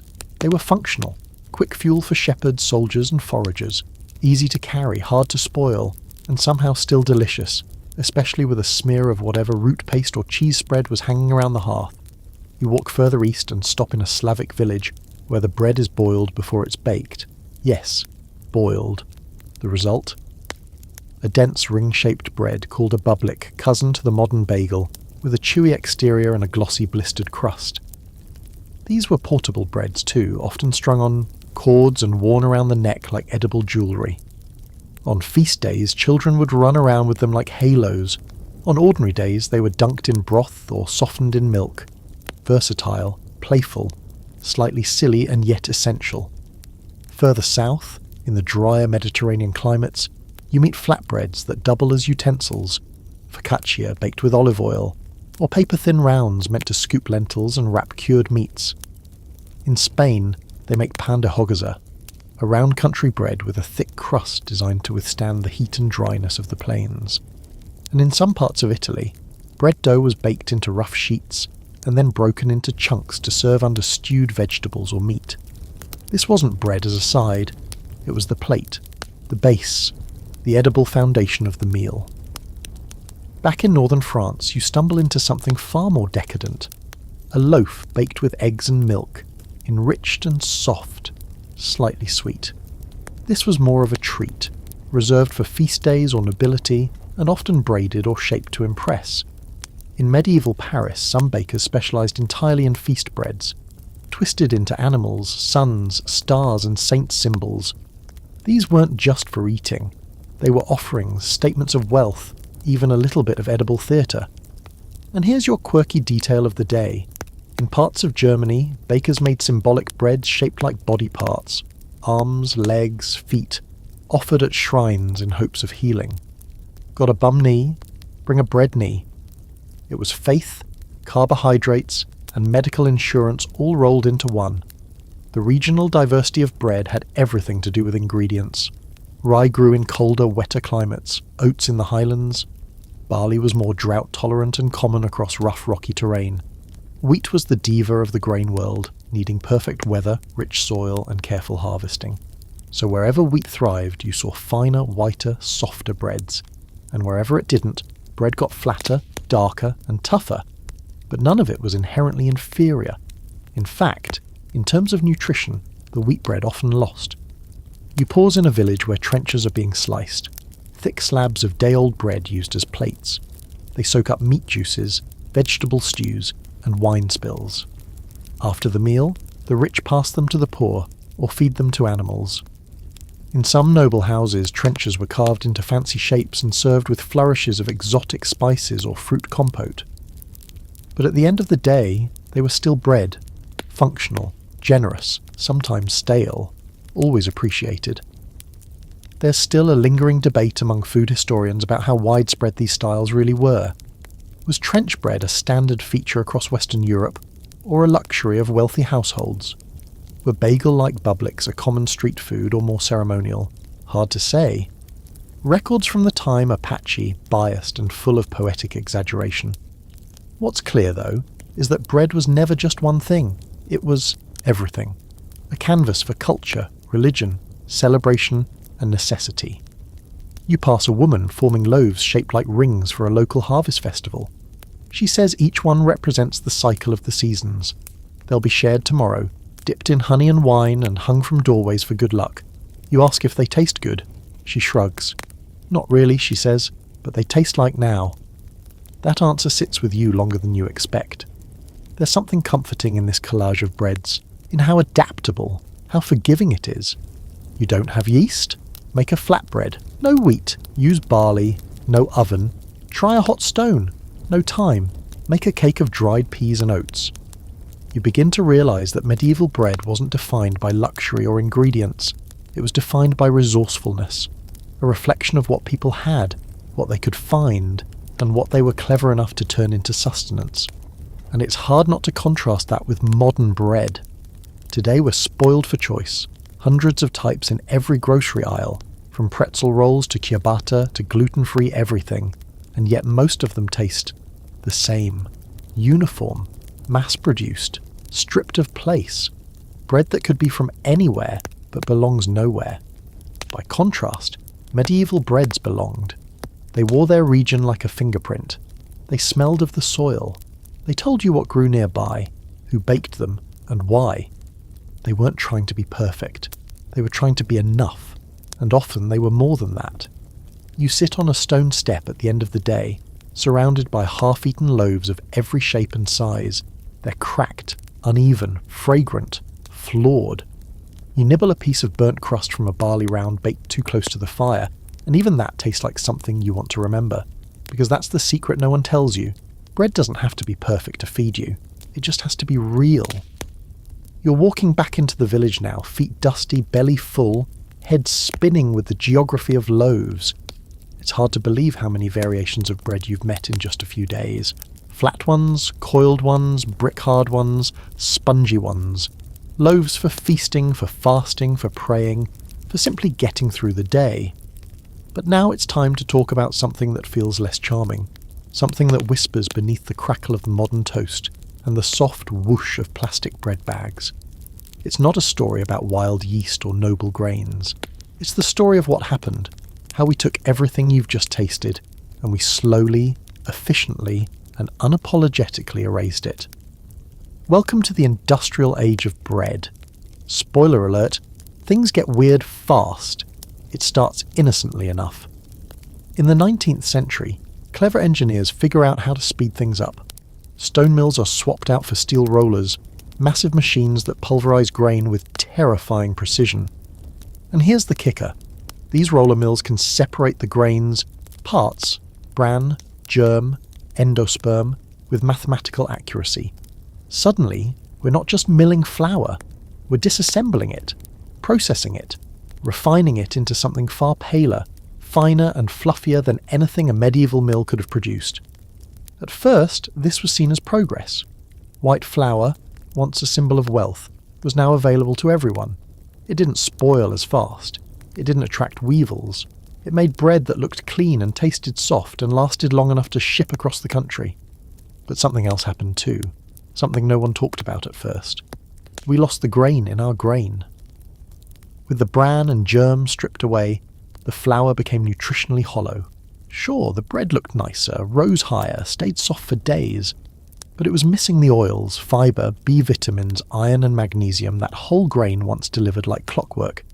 The flour became essentially a bleached starch bomb, and you didn't even notice. Because by the time this flour made it into factories, it had already been marketed as modern, clean, and pure. Ads praised its colour and softness. Housewives were told to be suspicious of dark bread. It was for the poor. Brown meant old-fashioned, coarse, lower class. Never mind that it kept your digestive system running like a medieval mill. The narrative had changed. Soft, white and fluffy was now the bread of progress. You stopped near the village square, watching a few children toss pebbles and bits of crust into a stream. And you think, imagine handing them a slice of supermarket bread. Imagine telling them it came from wheat. Would they believe you? Here's your fringe fact. When industrial bread first hit the market in the early 20th century, doctors began to notice something odd. A spike in diseases linked to nutritional deficiency, pellagra, rickets, anemia, especially among the poor who could now afford the new wonder bread. But instead of reversing course, instead of saying, hey, maybe stripping flour of everything useful was a bad idea, the food industry doubled down. Their solution? Add the nutrients back in, sort of. That's how we got enriched flour. Sounds healthy, right? Except it's a marketing bandage slapped over a wound we inflicted ourselves. After removing dozens of nutrients during processing, manufacturers added back a select few. Iron, thiamine, riboflavin, niacin, folic acid, just enough to meet government guidelines and keep the bread from becoming actual poison. So the flour that once contained dozens of bioavailable nutrients from natural whole grain now contains a sprinkle of synthetics, and we call that enrichment. You sit beside an old trough once used for soaking dough and wonder how we let this happen. How did we trade nutrition for convenience? Soul for softness.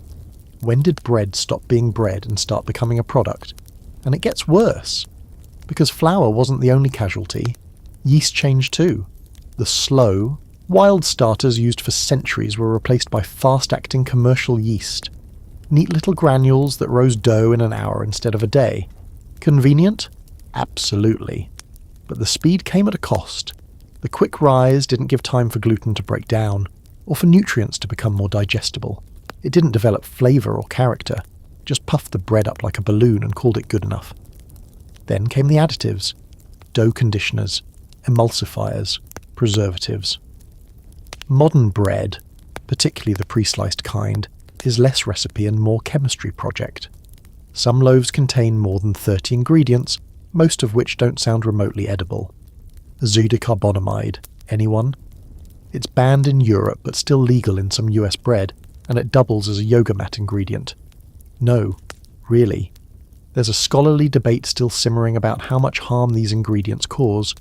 Some food scientists argue they're safe in small amounts.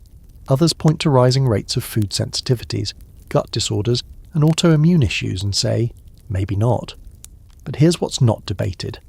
The more we tinker, the less we remember what real bread is supposed to be. You visit a modern-style bakery on the village outskirts, a newer structure built from stone but housing more industrial ovens. They're using factory-milled flour, imported yeast, timed rises. The bread is fine, technically. It's soft, uniform, it stacks nicely. But when you bite into it, it's like eating a memory of bread. A ghost of what bread used to be. The crust lacks bite. The interior tastes like air pretending to be flavour. It fills your stomach, but not your soul. The baker shrugs. He's proud of his efficiency. He can produce dozens of loaves a day with almost no waste. But when you ask him if he eats his own bread, he hesitates. Only with jam, he says. That feels like an answer. You walk out into the dusk, heart a little heavy. You think about how much trust we've given to convenience, how easily we've handed over control to machines and marketers and forgotten what bread could be. Not just something to sandwich meat between, but something alive, something earned, something remembered. The medieval loaves weren't perfect. They were cracked, gritty, slow to rise, but they were theirs, made with care, with purpose, with the understanding that food was medicine, ritual, and resilience, that a loaf should nourish more than your hunger. You look down at your hands, still dusted with flour from a batch of dough you helped shape this morning, the real stuff, from grain that still had its skin and soul intact. You brush it off gently, watching it scatter into the wind, and in that moment, you wonder if the future of bread lies not in invention, but in recovery. You wake to birdsong and something burning, not in a panic kind of way, more like the rich, smoky scent of crust gone a little too far, curling through the rafters like incense with a grudge. It's coming from the bakehouse, where someone got a bit too enthusiastic with the morning fire. You head over barefoot, rubbing your eyes, and step into a room full of laughter, smoke, and the deeply human smell of fresh bread and scorched hopes. It's comforting somehow, honest. But today's not about charm. Today you're turning a critical eye to the invention that tried to fix the damage we inflicted on bread. Those little words stamped in fine print on nearly every modern loaf. Enriched flour. Sounds noble, right? Like something blessed by wizards in lab coats. But as you sit at the long wooden table with a slice of warm rye in hand and watch a young baker carve off the burnt end of a loaf, you can't help but wonder how enrichment came to mean restoration by subtraction. Let's rewind to the early 20th century. Industrial milling had become the norm. Roller mills were cranking out ultra-fine, ultra-white flour faster than anyone could keep up. It looked perfect. It stored well. It didn't spoil. People bought it by the bag, thinking it was modern, clean, forward-thinking. But a few decades in, things started to go sideways. Doctors noticed something. People eating exclusively white bread began to develop strange symptoms. Fatigue, skin rashes, digestive issues. Some developed serious conditions like pellagra, a niacin deficiency that makes you feel like your body is falling apart one system at a time. Others developed beriberi, a thiamine deficiency that affects nerves and heart function. The bread was beautiful, but it was empty. Instead of taking a hard look at the milling process that stripped away the bran and germ, where all those crucial vitamins had lived, governments and manufacturers chose the easier, cheaper option. Add the nutrients back in. Or rather, add some of them back in. This became the age of enrichment. Flour was fortified with a handful of lab-created vitamins and minerals. Iron, thiamine, riboflavin, niacin, later folic acid. Just enough to meet baseline nutritional standards. It was like gutting a house and then stapling a few paintings to the drywall and calling it a home. You tear a bite from your bread and chew slowly. It's dense, dark, complex. Nothing like the pale sandwich slices of your childhood that dissolved into nothing with every bite. And yet those slices were labelled enriched, as if they were somehow better than the original. It's one of the greatest food marketing sleights of hand in history. Now for a quirky twist. When the US began enriching flour in the 1940s, it wasn't just for health, it was wartime strategy. The military needed troops that weren't collapsing from vitamin deficiencies. Bread became a tool of national defence, and so fortification became patriotic. If you weren't eating enriched bread, were you even American? But it didn't stop there. Over time, food companies leaned into the narrative. Enrichment wasn't just repair, it became a selling point.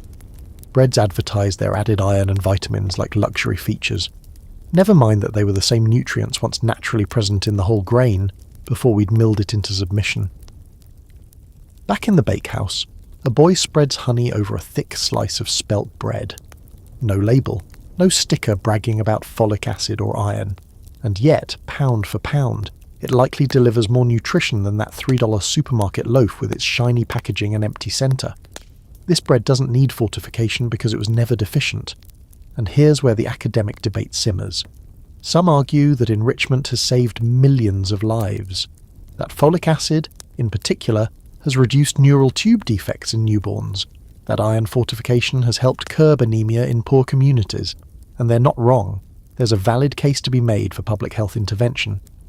But critics point out that enrichment is a band-aid on a self-inflicted wound. That it was only necessary because we created the problem in the first place, by prioritising appearance and shelf life over integrity and nutrition. And even then, enriched flour only replaces a fraction of what's lost. The fibre, healthy fats, antioxidants, magnesium, zinc, and full spectrum of B vitamins, still gone. Uninvited to the enrichment party. You sit near the oven and think about the absurdity. Medieval bakers, with their millstones and sour starters and total lack of nutrition science, were accidentally making healthier bread than we are now. With all our food labels, apps and breakfast bars shaped like spaceships, they didn't need to enrich their bread. Their flour was already whole. Their process, slow and messy as it was, produced food that fed you. Modern bread, in contrast, is often engineered to simulate fullness, simulate softness, simulate nutrition, is bulked up with gums and stabilizers and artificial flavors, and when it starts to fall apart, we just toss in a vitamin or two and call it even. You glance down at your slice. The crust is thick and uneven, the crumb dense but tender. It tastes like grain, not filler, like something that grew under sun and sky, not in a fluorescent lab. There's no label on it, no claim to be enriched, but your body knows. It feels different. You think back to those TV commercials, smiling families, golden loaves, taglines promising health in every slice. And then you think of the villagers here, kneading dough with their bare hands, trusting time and instinct instead of additives and emulsifiers. Who really had the better deal? You help clean up the table, brushing crumbs into a cloth, watching steam rise from the last of the morning's loaves. There's no debate here about whether to use enriched flour. The flour comes from the mill down the road. It's fresh, whole, wild. The kind of flour that remembers the wind and the stone. The baker looks at you and says, "Enriched? Our bread doesn't need to be rescued." You nod. That's it. That's the thing. Somewhere along the way we made bread so lifeless, so depleted that we had to save it. Like a ghost we keep trying to revive with vitamins and packaging and nostalgia. But what if we just made it right the first time? You're sitting by the window of a stone cottage now, watching the fog roll across the fields like slow smoke. There's a pot of something vaguely vegetable adjacent bubbling on the hearth, and a fresh loaf cooling on the sill beside you, steam curling from its cracked crown. You reach out to touch it. It's still warm, dense and slightly sticky on the bottom where the crumb hasn't fully set. It smells like earth and ash and grain. But you're not thinking about flavour right now. You're thinking about class. Because here's something that doesn't get enough attention in all the nostalgic talk about bread. It's never just been food. It's been a symbol, a weapon, a status marker baked right into your daily calories. And white bread? It wasn't always the villain. Back in the Middle Ages, if you were rich, you didn't just eat differently, you ate visibly. Your plate was a performance, you dined to display. And the kind of bread that ended up on your table mattered. A lot. The nobility preferred soft, fine white loaves, what they called manche, made from flour sifted and resifted, stripped of bran and germ until only the pale, fluffy centre remained. It was delicate, fragrant, and practically melted on the tongue. In a world where coarse, chewy, brown bread filled the bellies of the poor, white bread was a culinary flex. It said, "Look how much we can afford to waste." Because make no mistake, whiteness wasn't a virtue of nature. It was a result of labour, of extra sieving, fine cloth, cleaner grain, of throwing away the most nutritious parts because you didn't need them. Bran and germ were for peasants, for survival. The elite wanted purity, refinement, and softness, even if it meant eating something nutritionally inferior. Health was for the masses. Whiteness was for power. You take a bite of the warm, coarse loaf by the window, the crust shatters slightly between your teeth. The crumb is dense and moist. It chews like a meal, not a snack. And yet for most of history, this would have been the poor man's bread, the stuff eaten on the floor, not at the feast. And here's a weird fact to chew on. In some parts of medieval Europe, laws were passed to restrict the kind of bread people could eat based on class. Sumptuary laws. These weren't just about silks and jewels, they reached all the way into your oven. In some cities, bakers were forbidden from selling white bread to anyone but the upper class. The loaf you could afford said everything about who you were. Later in the 18th and 19th centuries, as industrial milling made white flour more affordable, the symbolism only grew. Suddenly, middle-class families were buying white bread not because it tasted better, but because it meant they had arrived. It was aspirational, clean, urban. Brown bread was pushed aside as old-fashioned rural peasant food. And if you're thinking this sounds familiar, congrats, you've met modern marketing. Even in the 20th century, white bread remained the darling of industry. Wonder Bread, anyone? Its impossibly soft texture and cloud-white colour became the American dream in loaf form, a lunchbox status symbol. Housewives were told it was the clean choice, the sanitary choice. Bread so soft, crusts practically vanished on their own. Bread so pure, you didn't even have to chew it. Progress never tasted so bland. But here's the twist. As white bread became mass-produced and ubiquitous, the symbol flipped. What was once elite turned cheap. It went from the food of kings to the food of cafeterias. Suddenly, white bread wasn't sophistication. It was convenience, predictable, boring, nutritionally suspect. And so, we circled back. In the late 20th and early 21st centuries, brown bread made a comeback. Artisanal loaves, whole grains, sprouted flours. Now that was health. That was authenticity. White bread, once the top of the social ladder, became the cautionary tale, a processed ghost of its former self. But class still hasn't left the loaf. Look at your grocery store. The cheapest breads are soft, white, and sold in plastic bags. The most expensive are dense, crusty, seeded, packed in recycled paper with branding that whispers Scandinavian cottagecore wellness. One is $1.29, the other is $7.99 and insists it was baked in a hearth-inspired environment, whatever that means. So here's the question, have we really changed, or did we just flip the script? You watch a group of villagers sit down for their meal, a pot of bean stew, a hunk of dark bread for each, and water. No frills, no Instagram appeal. But every piece of that bread was made from flour that took days to grind, dough that took hours to rise, and a crust that was earned, not bought. These people aren't interested in bread trends. They just want to eat, work, and feel full enough to get through the next day. And still, you can't help but feel the subtle class hierarchy at play. If a noble were to pass through, they'd probably turn up their powdered nose at the look of that crust. Too hard, too brown, too crude. They'd want white, soft, pure.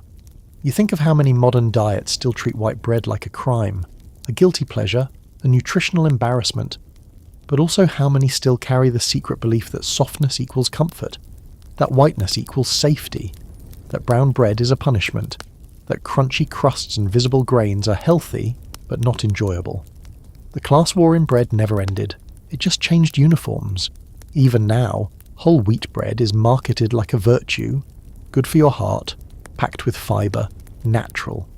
But too often, it's just white bread in disguise, dyed with molasses and labelled with buzzwords. Real whole grain bread, that's still a niche product, a specialty, something that costs more and takes more time and signals something about the person who buys it. You return to your seat by the window and finish the slice. It's chewy, tough in places, deeply satisfying. It won't win a beauty contest, but it doesn't need to. It does its job, honestly, with all the grain, all the fibre, all the effort. And maybe that's the point. The bread of the people has never needed status. It just needed to work, to fill the belly, to last the week, to carry the meal, The nobleman's loaf crumbles in a day. You spend the morning in the fields again, this time not just observing but working. Real work. The kind that sinks into your joints, slow and unavoidable, like dampness in your bones. You help thresh what's left of the late summer grain, swinging a flail with all the finesse of a medieval scarecrow. The chaff clings to your clothes, the dust settles in your throat, and by midday you're starving in that way that feels cellular, the kind of hunger that makes you understand viscerally why bread mattered so much. You follow the sacks of freshly threshed wheat back to the mill and watch as they're ground down into warm coarse flour. Nothing's removed, nothing's refined, just the grain, whole and stubborn, broken into something that can rise. And in that moment, the simplicity hits you again. How everything you need to make nourishing bread is right here. And yet, somehow, we traded it all away. Because this is the part of the story where the fibre dies. Modern bread is often marketed as wholesome, heart-healthy, as made with whole grains. But those labels are slippery. What looks like whole wheat may only contain a trace of bran. What passes for fibre might be industrial roughage added after the fact. And what your body's actually getting? Not much. Let's talk numbers. Real, whole grain flour contains between 10-15 grams of fibre per 100 grams. That's legit.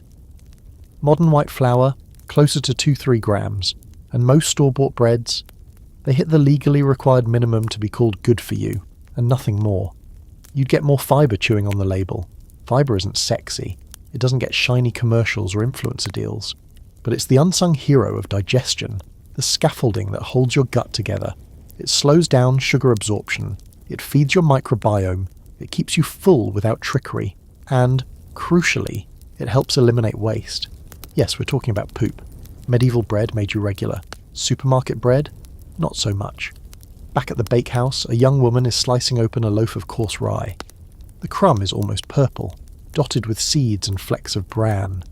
It smells nutty and slightly sweet, like something that should be eaten slowly and with purpose.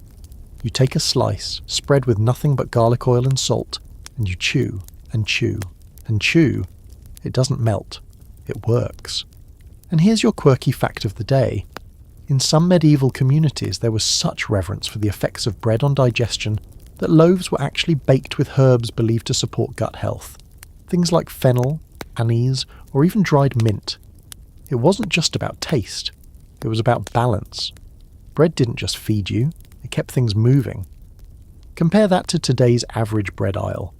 Most loaves are so low in fibre they might as well be cake. Sweetened, softened, bleached, and bulked up with fillers, they go down easy and leave your body wondering what just happened. Cue the rise in constipation, blood sugar crashes, and that classic post-lunch slump we've all come to accept as normal. Newsflash, it's not. There's also an emotional side to this. When bread was full of fibre, when it resisted being devoured, you had to slow down. You had to chew to notice. Eating became an act, not a reflex. You didn't snack on bread like chips. You respected it, because it filled you, literally and otherwise. Scholars still debate how fibre intake differed between social classes in medieval Europe. The nobility, with their fine white loaves, likely consumed less than the peasantry, whose darker breads retained all the fibrous parts of the grain. But ironically, the peasants probably had better gut health. Their bread wasn't designed to impress, it was designed to work. You wander through the village with a heel of crust in your pocket, chewing on it like a dog with a bone. It's hard, dense, satisfying. You feel full in a way that doesn't sag in your stomach but radiates outward, like your whole body knows it got what it needed. And here's a thought. Maybe part of the reason we're all so hungry all the time is because we've forgotten what real fullness feels like. We've built a food system that prioritizes palatability over substance. Bread that goes down fast and leaves you empty half an hour later. Bread that needs sugar and oils and fillings to make it satisfying, because it lost its substance a long time ago. You stop near a communal table where villagers are eating the noon meal. Bread, cheese, cabbage stew. One loaf sits out, torn down to its last third. The crust is nearly black, hard enough to hammer a nail. And still, no one throws it away. Someone grabs a cup of warm broth and dunks it in, softening it just enough to chew. Bread has value here. All of it. And that's another thing fibre gives you. Longevity. A high-fibre loaf stays relevant long after baking day. It doesn't wilt into fluff. It doesn't go mouldy in a blink. It just gets tougher. But tougher can be revived. With soup, with oil, with time. It becomes part of the meal again, not just the appetizer. Modern bread, with its low fibre and high fragility, doesn't have that second life. Once it dries out, it's done. You toss it. Or maybe you make sad French toast out of it. But it doesn't endure. It doesn't carry its usefulness into tomorrow. You sit back and watch the children nibble at their pieces. No crusts cut off, no butter in sight. Just bread as is. The fibre isn't something they talk about. It's just there, doing the work, quietly holding their guts together while they chase each other around a tree stump. And it hits you. We didn't just lose fibre in modern bread. We lost function. Bread was never supposed to be just a mouthfeel. It was an engine, a system, a daily ritual that nourished and sustained. Now it's filler. You take your last bite slowly, letting it settle in your mouth, rough edges and all. It's not delicate, it's not airy, but it's exactly what it should be. Whole.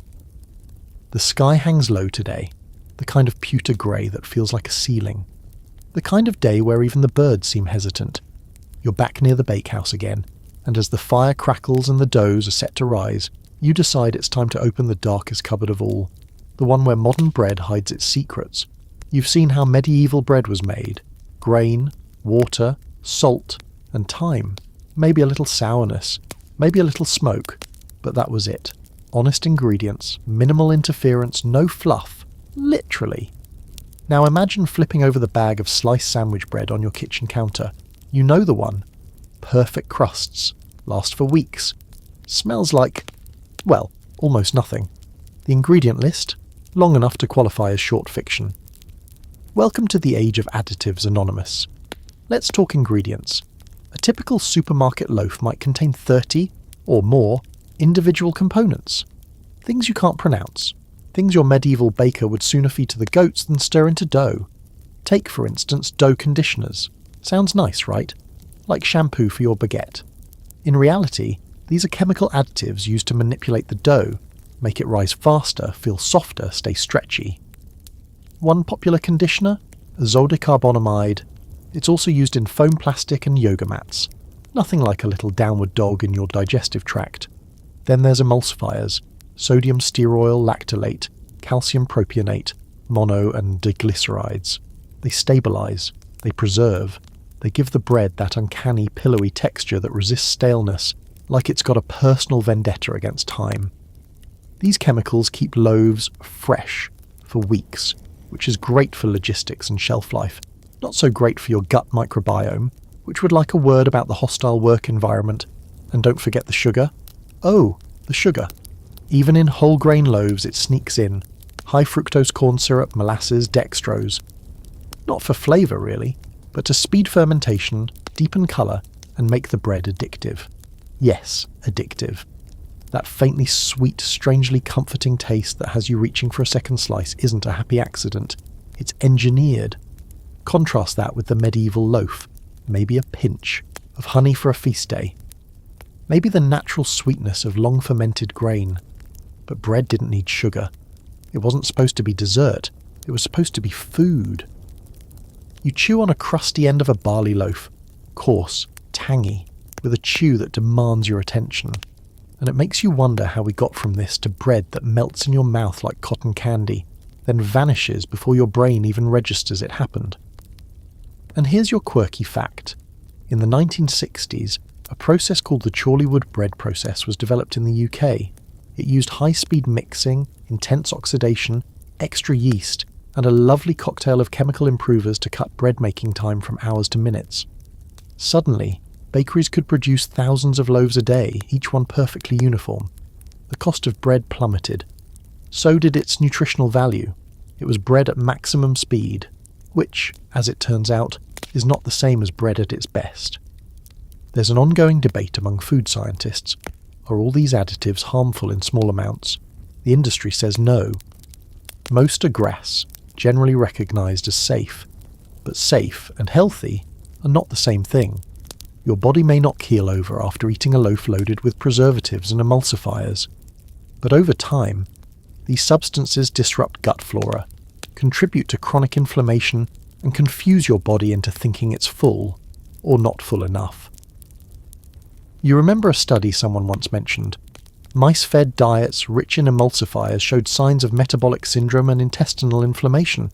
You're not a mouse, but your gut bacteria are not picky about the species they inhabit. Back in the village, the baker laughs when you ask him if he's ever used anything to make the dough rise faster. He gestures to the air, the flour, the bowl.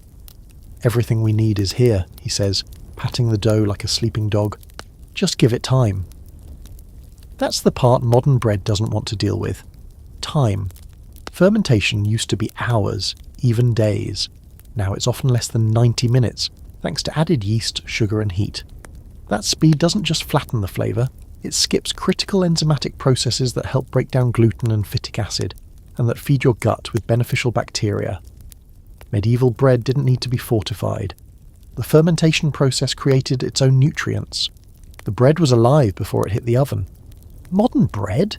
It's dead on arrival, sterile, pre-sliced, packaged in air that's been gassed to keep mould from forming, then trucked across the country in climate-controlled vans. It's the uncanny valley of food. Looks like bread, chews like bread, but doesn't feel like bread. You sit down at the edge of the bakehouse, watching the wind kick up dust along the lane. A group of children are pulling warm loaves from the ash bed of an earth oven.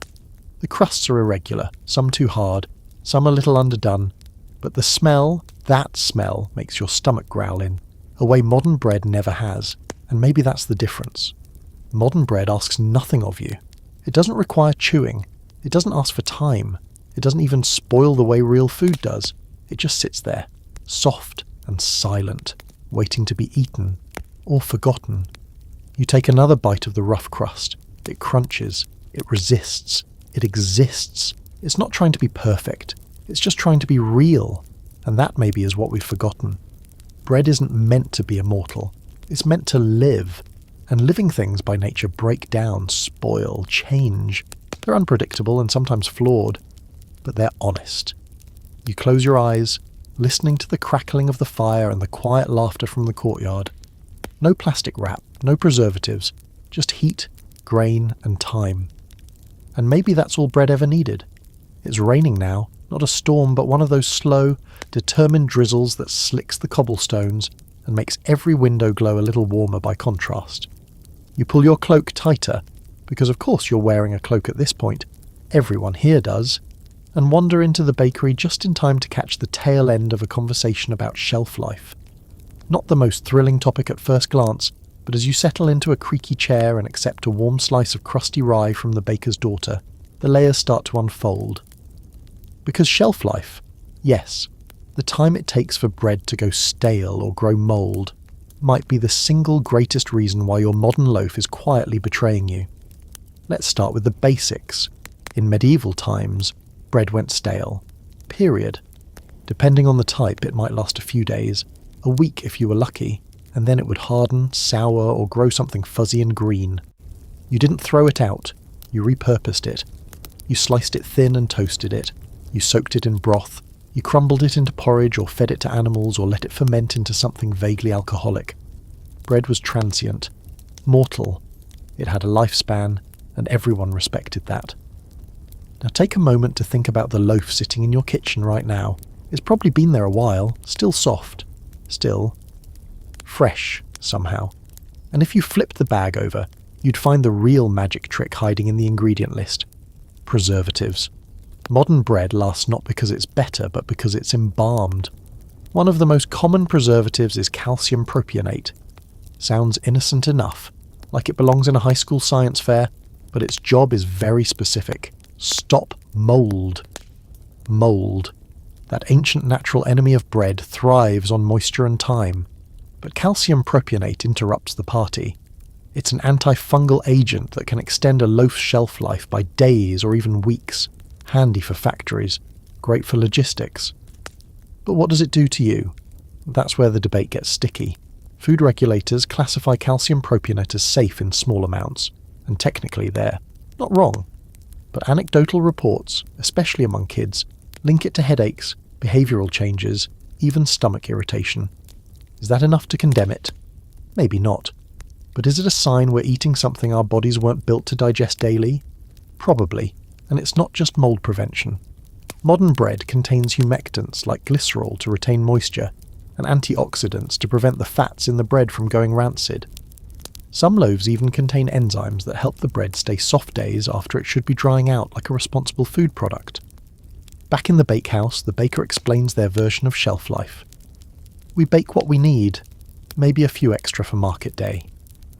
If a loaf doesn't sell, they slice it thin and dry it out into rusks, or crumble it for breadcrumbs, or make it into a dish called panada, a sort of poor man's soup made with old bread, water and whatever scraps are lying around. Nothing wasted, nothing rotting under plastic wrap weeks later. You tear a corner off your slice and hold it up to the fire. Already the outer edges are firming, the crust toughening as it cools.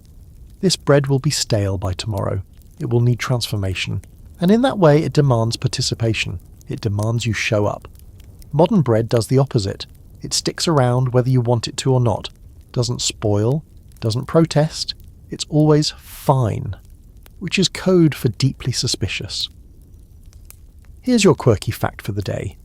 In some ancient European communities, bread that lasted too long was suspect. People believed that unnatural food could only last if it had been cursed, bewitched, or tampered with. A loaf that didn't mould? That was food of the dead. They'd burn it rather than eat it, just in case. And really, they were onto something. Mould isn't just rot. It's a sign that food is alive, or at least capable of reacting with the world. Bread that moulds is bread that expires. And in a world where food should remind you of its origin, expiration is a feature, not a flaw. Scholars and food historians still argue over when the obsession with long shelf life began. Some pin it on early industrialization. Others blame the post-war era, when convenience became king and preservatives promised freedom from daily baking. Either way, it's clear we chose storage over substance. But let's be honest, no one wants to bake every day, and not everyone can afford to shop fresh 3 times a week. So modern preservatives do serve a purpose. They give access, stability, security in households where time is scarce and money scarcer. But there's a cost. A loaf that can survive unwrapped in a pantry for 2 weeks probably shouldn't. And if it's that stable on the shelf, imagine what it's doing in your gut. You finish your bread, now cooling and firm in your hands. The crust is tougher, the crumb less forgiving than it was 15 minutes ago. It's changing already, losing moisture, becoming future soup. And that's okay. That's what it's supposed to do. The baker smiles and shrugs. You eat it while it's fresh. You honour it when it's old. That's a relationship, not a transaction. Modern bread isn't designed to be honoured. It's designed to survive, on trucks, on shelves, in warehouses, in the background of your life. But it's not meant to be bread for long. It's a placeholder, a simulation of bread, a soft, perfectly square, hermetically sealed memory of what bread once meant. And the longer it lasts, the more it asks you to forget what it replaced. You step out into the drizzle again, tucking your hands in your sleeves, and think about what it means to eat something that won't go away. Food that never spoils, food that can't rot, food that doesn't die. It's not food, it's packaging. There's a rhythmic thump echoing through the village this morning. The sound of kneading. Not with a machine, not with a dough hook or a stand mixer humming on a granite countertop. This is real kneading. Elbows deep, full body, hip-braced labour. Dough meeting hands over and over in the kind of ancient argument that ends in dinner. You step into the bakehouse and see it. Row after row of floured tables, strong arms working soft masses into structure. No timers, no recipe cards, just experience and feel. And of course, patience. But today, patience is exactly what's missing from your modern loaf. Because the moment yeast met chemistry, everything changed. Let's talk about yeast. Not the cute sourdough starter that bubbles in a mason jar on someone's Instagram, but the granular, pre-packaged, lightning-fast little beasts most modern bread relies on. Instant yeast. Dry, shelf-stable, hyperactive.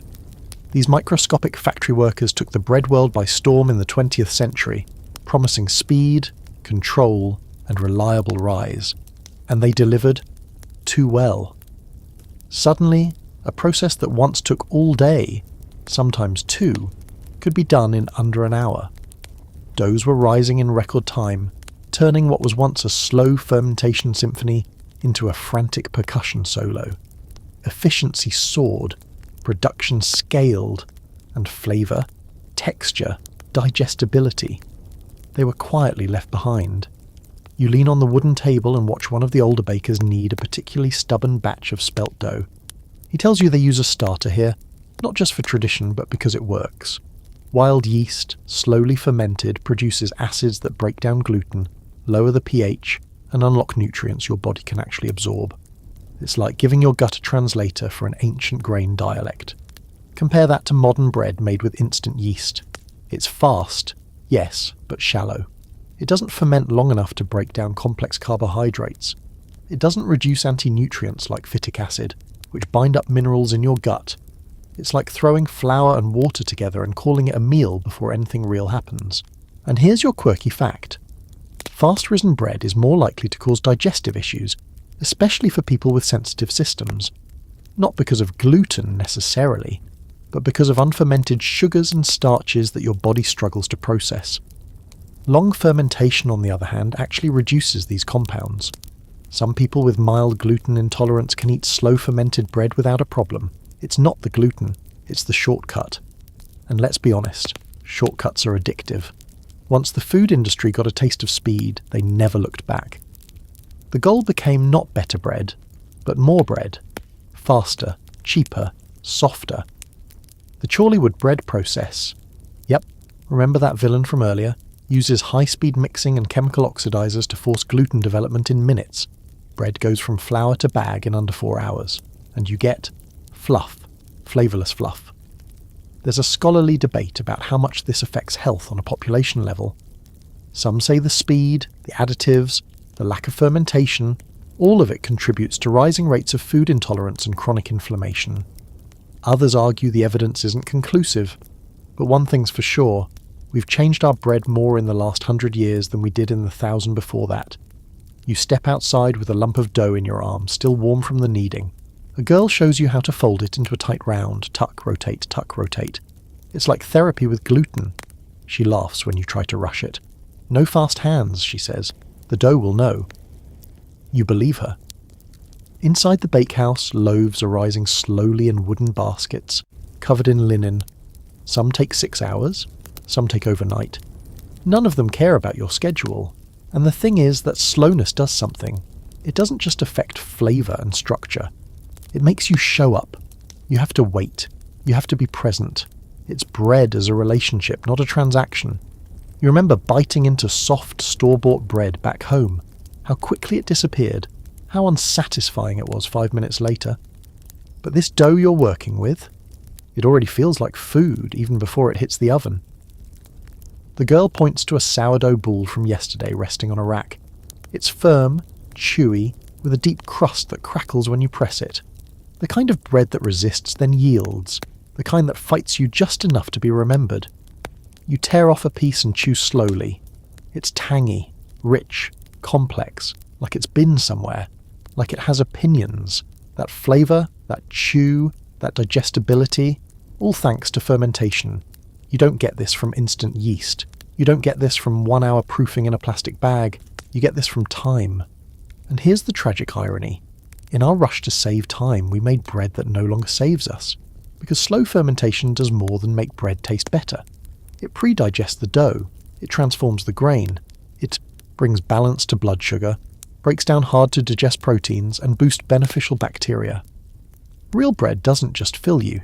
It supports your whole system. Modern bread, built on instant yeast and chemical hacks, skips the process and leaves your body to do the work. Spoiler, your gut doesn't love the extra shift. Back inside, a loaf is ready. The baker lifts it from the hearth with a wooden peel. It's misshapen, cracked in odd places, dark on one side. But it smells like the word home, whispered through flour. And it's alive. You can feel it, even before you bite in. No preservatives, no quick-rise yeast, just grain, water, salt, and time. You eat it warm, standing barefoot on the cool stone floor, and it fills you, not just your stomach, but something deeper. Like a hunger you didn't know you had just got answered. So maybe the question isn't whether we can make bread faster. We can. We did. We've got that down. The question is, why would we want to? The morning sun finally returns after days of gloom, stretching across the fields in long golden fingers that warm the soil and catch in the straw roofs like tangled silk. You're walking through the village square with a small round of bread under your arm, still warm, wrapped in cloth. It's heavy, not just in weight, but in meaning. Because today, you're starting to understand something strange, almost unsettling.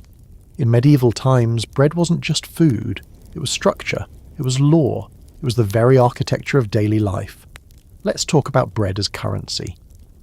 Back then, wages weren't always paid in coins. Especially for labourers, servants, or the lower working class, compensation often came in loaves. Not metaphorically, literally. Work a day in the fields and you might walk home with a coarse barley loaf handed to you like a paycheck. That loaf had value. Not just as sustenance, but as economic proof of your effort. Something you could eat, trade, or save, at least for a few days. The word livelihood itself is tangled in the roots of living bread. You find yourself at the edge of a local market where a farmer is arguing, not over the price of carrots or ale, but over the weight of a loaf.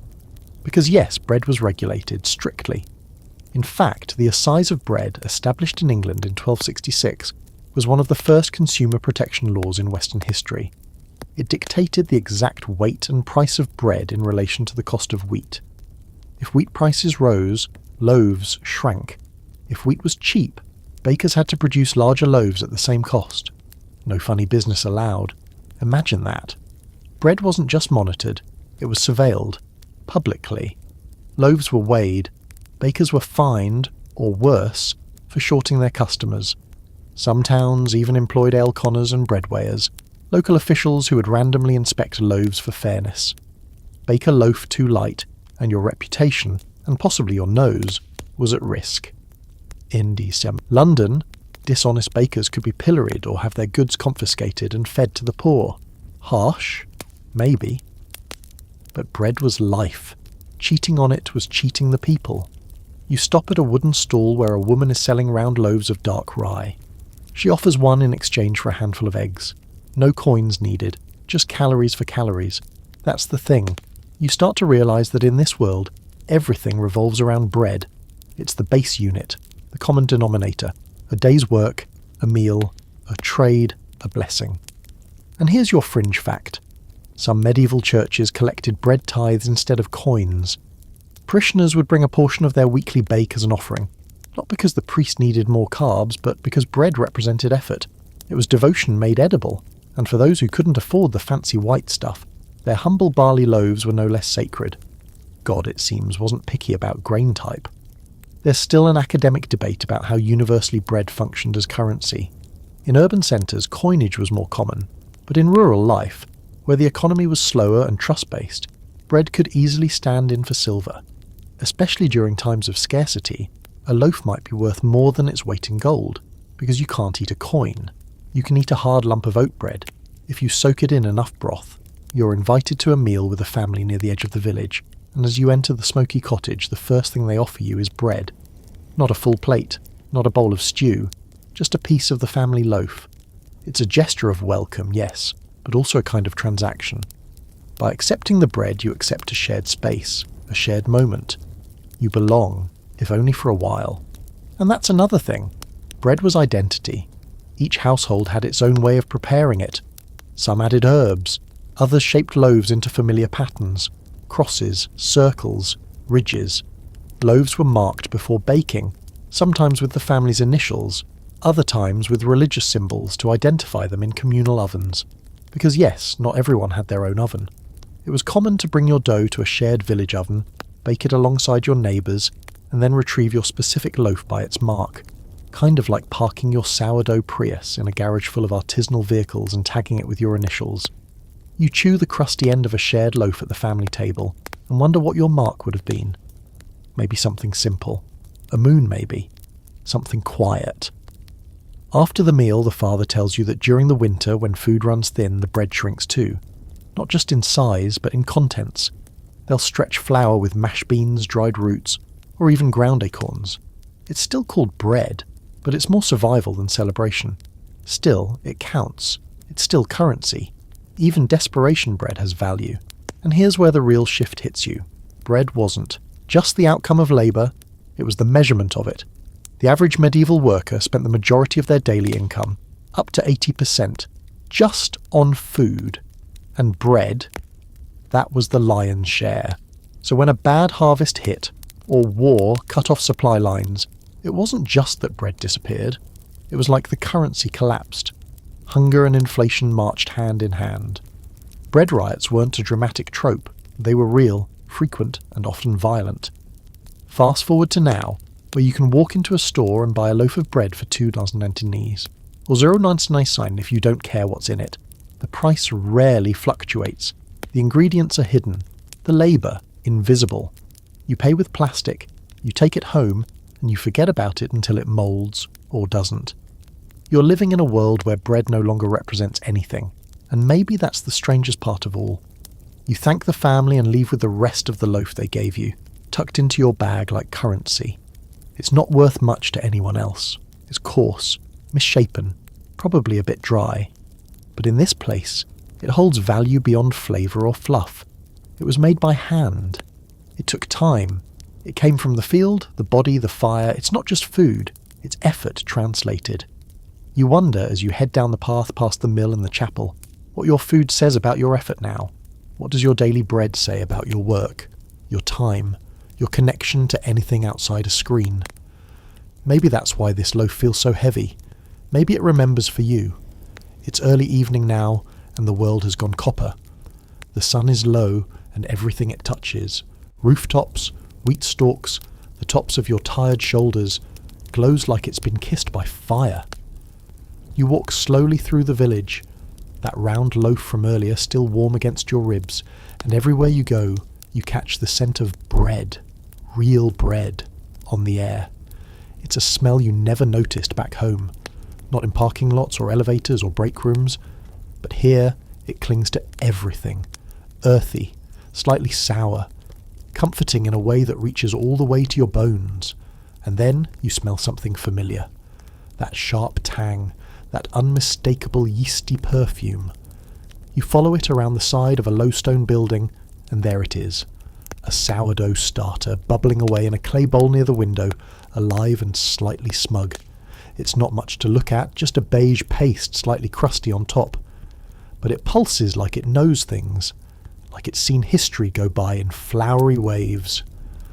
Welcome to the wild yeast renaissance. Back in the real world, your world, something strange has been happening. For decades, bread making was dying out at home. Flour sat in the back of cabinets, yeast came in packets, and real bread came from a plastic bag. But then something shifted, a quiet rebellion. Bakers started whispering about natural fermentation and levain and hydration ratios. Sourdough moved from obscurity to obsession. YouTubers built entire channels around stretch and fold techniques. Instagram flooded with crumb shots and open scoring patterns, and when the pandemic hit, boom, everyone was baking. People who hadn't cooked a thing in years were suddenly feeding starters like they were exotic pets with names like Fergus or Yeasty Boys. And honestly, some of them got it right. Because sourdough isn't a trend, it's a return. It's what bread used to be before we invented commercial yeast and kicked the microbial community out of the kitchen. It's not one strain doing all the work. It's a complex blend of wild yeast and lactic acid bacteria, coexisting in a bubbly, unpredictable ecosystem. It's funky, temperamental, alive, just like you. You step inside the building and a few young villagers are gathered around the starter, preparing the next batch. The starter has a name here too. Old Tom, they call it. He's been around for a decade, passed between households, shared like a secret handshake. That's the thing about wild yeast. It doesn't belong to you. You borrow it from the air, the grain, your own hands. You're part of a cycle, a living chain of fermentation that stretches back millennia.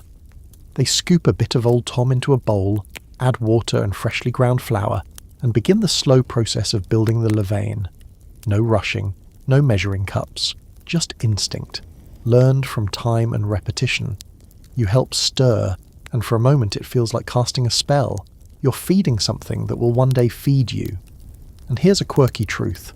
Wild yeast has been so specific to its environment that regional sourdoughs can't easily be replicated elsewhere.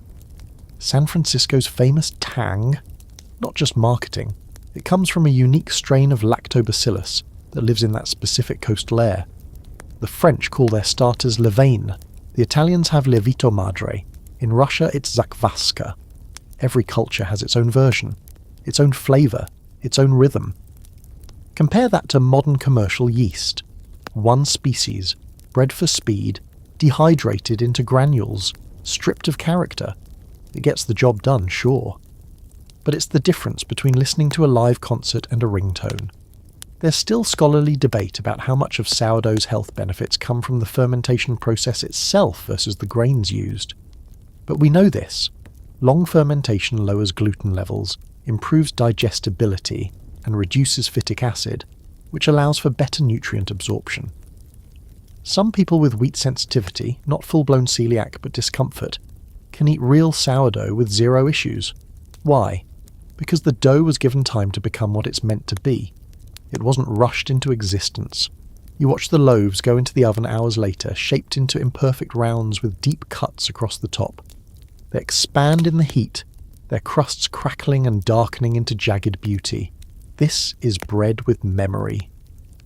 Bread with attitude. Bread that demands a little respect before you slice into it.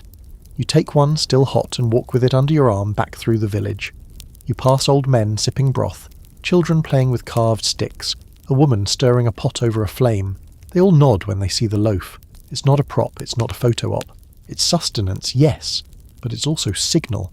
You participated, you fermented, you waited, and now you eat, tear, chew. Close your eyes. It's sour in the best way, sharp but balanced. The crust shatters and then melts. The inside is stretchy, elastic, irregular. It tastes like landscape, like time, like 1,000 invisible organisms made peace for your benefit. Modern bread will never taste like this, no matter how good the factory. Because it's not just ingredients. It's not just process. It's presence. Wild yeast won't perform on command. It asks for attention. It thrives on imperfection. It resists standardization. That's why it went out of style. And that's why it came back. Because maybe, in this world of controlled outcomes and sterile packaging, we're hungry for something unpredictable. Something flawed and alive and unrepeatable. Something you have to earn. You tear off another piece and share it with a boy nearby. He takes it wordlessly, nods and chews. You don't need to speak. Bread is the language here. Maybe it always was. The stars are just beginning to wink through the blue haze overhead as you settle onto a bench near the communal oven, still warm from the day's final batch. The heat rises through the stones beneath you, soothing and familiar, like the last breath of something that gave its all. Around you, the village is quieting down. No more hammering, no more threshing, no more bickering about whose goat ate whose herbs. Just a low hum of dishes being scrubbed and doors creaking shut. It's the time of day when people used to gather, not in front of screens, but around bread. Because bread wasn't just food, it was ritual. You probably don't think about ritual much, at least not outside weddings, funerals, or weird cult documentaries. But in medieval life, it threaded through every moment, every movement, and bread sat right at the centre of it all. From birth to death, from famine to feast, bread showed up, not just to feed, but to mark, to witness, to represent something far larger than itself. You look up as an old woman walks past with a small bundle wrapped in cloth. She gives you a nod and disappears into the chapel. Curious, you follow, footsteps soft against the cold stones. Inside, it's dim, just a few beeswax candles flickering like distant stars. She unwraps the bundle and places a small loaf of bread at the base of the altar. You realise it's not just an offering, it's a prayer. In many communities, especially rural ones, bread was blessed before baking or after rising. Not metaphorically, actually blessed. Crosses scored into dough weren't just decorative. They were meant to ward off evil, to protect the loaf from spoilage or misfortune. People whispered charms over the flour, They crossed themselves before cutting the first slice. They treated the starter like a member of the household, fed daily, kept warm, never thrown away lightly. Bread, in this world, had soul. Your quirky fact tonight? In parts of Eastern Europe, if a loaf was accidentally dropped on the floor, it was picked up, kissed, and placed respectfully on a high surface, like a small apology to the divine. Disrespecting bread was almost sacrilege, not because it was inherently holy, but because it symbolized life itself. Discarding bread was seen as inviting hunger, even as tempting fate. And let's not skip the obvious. Christianity placed bread at the heart of its most sacred rite. The Eucharist, the host. This is my body. Whether or not you believe it, millions of people did, and still do. The bread broken during Mass wasn't just symbolic. It was transformational. A physical representation of the sacred. A thing to be eaten and revered all at once. No pressure, right? In some places, communion wafers were even made by cloistered nuns in silence, pressed between engraved irons and baked with such precision that a single blemish meant starting over. These weren't just carbs, they were conduits. But even outside the church, bread rituals shaped daily life. In harvest festivals, loaves were baked into crowns and shared among villagers. At weddings, couples broke bread over their heads to determine who would rule the household. Spoiler, the one who got the bigger half usually didn't. At funerals, bread was shared to honour the dead, left on graves to feed spirits, or given to the poor in the name of the deceased. Bread was remembrance, continuity, closure. You sit quietly, watching as another person enters the chapel, leaves a different loaf and exits just as silently. It's not performance, it's not superstition, it's connection. These loaves, plain, rough, sometimes barely held together, carry stories. They hold memory. They are living metaphors. Modern life, of course, has no time for bread rituals. The average slice is so uniform, so forgettable. You don't pause before eating it. There's no blessing, no reverence. You might snack on toast while scrolling through your phone, crumbs collecting in your keyboard.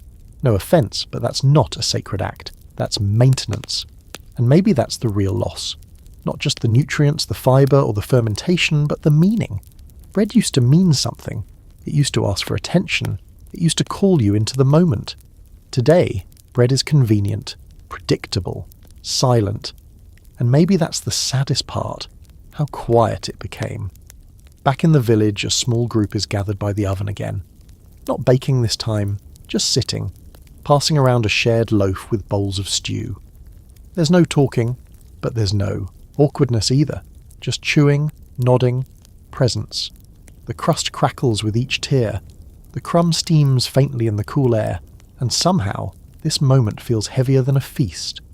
Because this is the ritual, not the building, not the altar, but the act of breaking bread, together, silently, as if to say, "You matter, I see you, let's not be alone."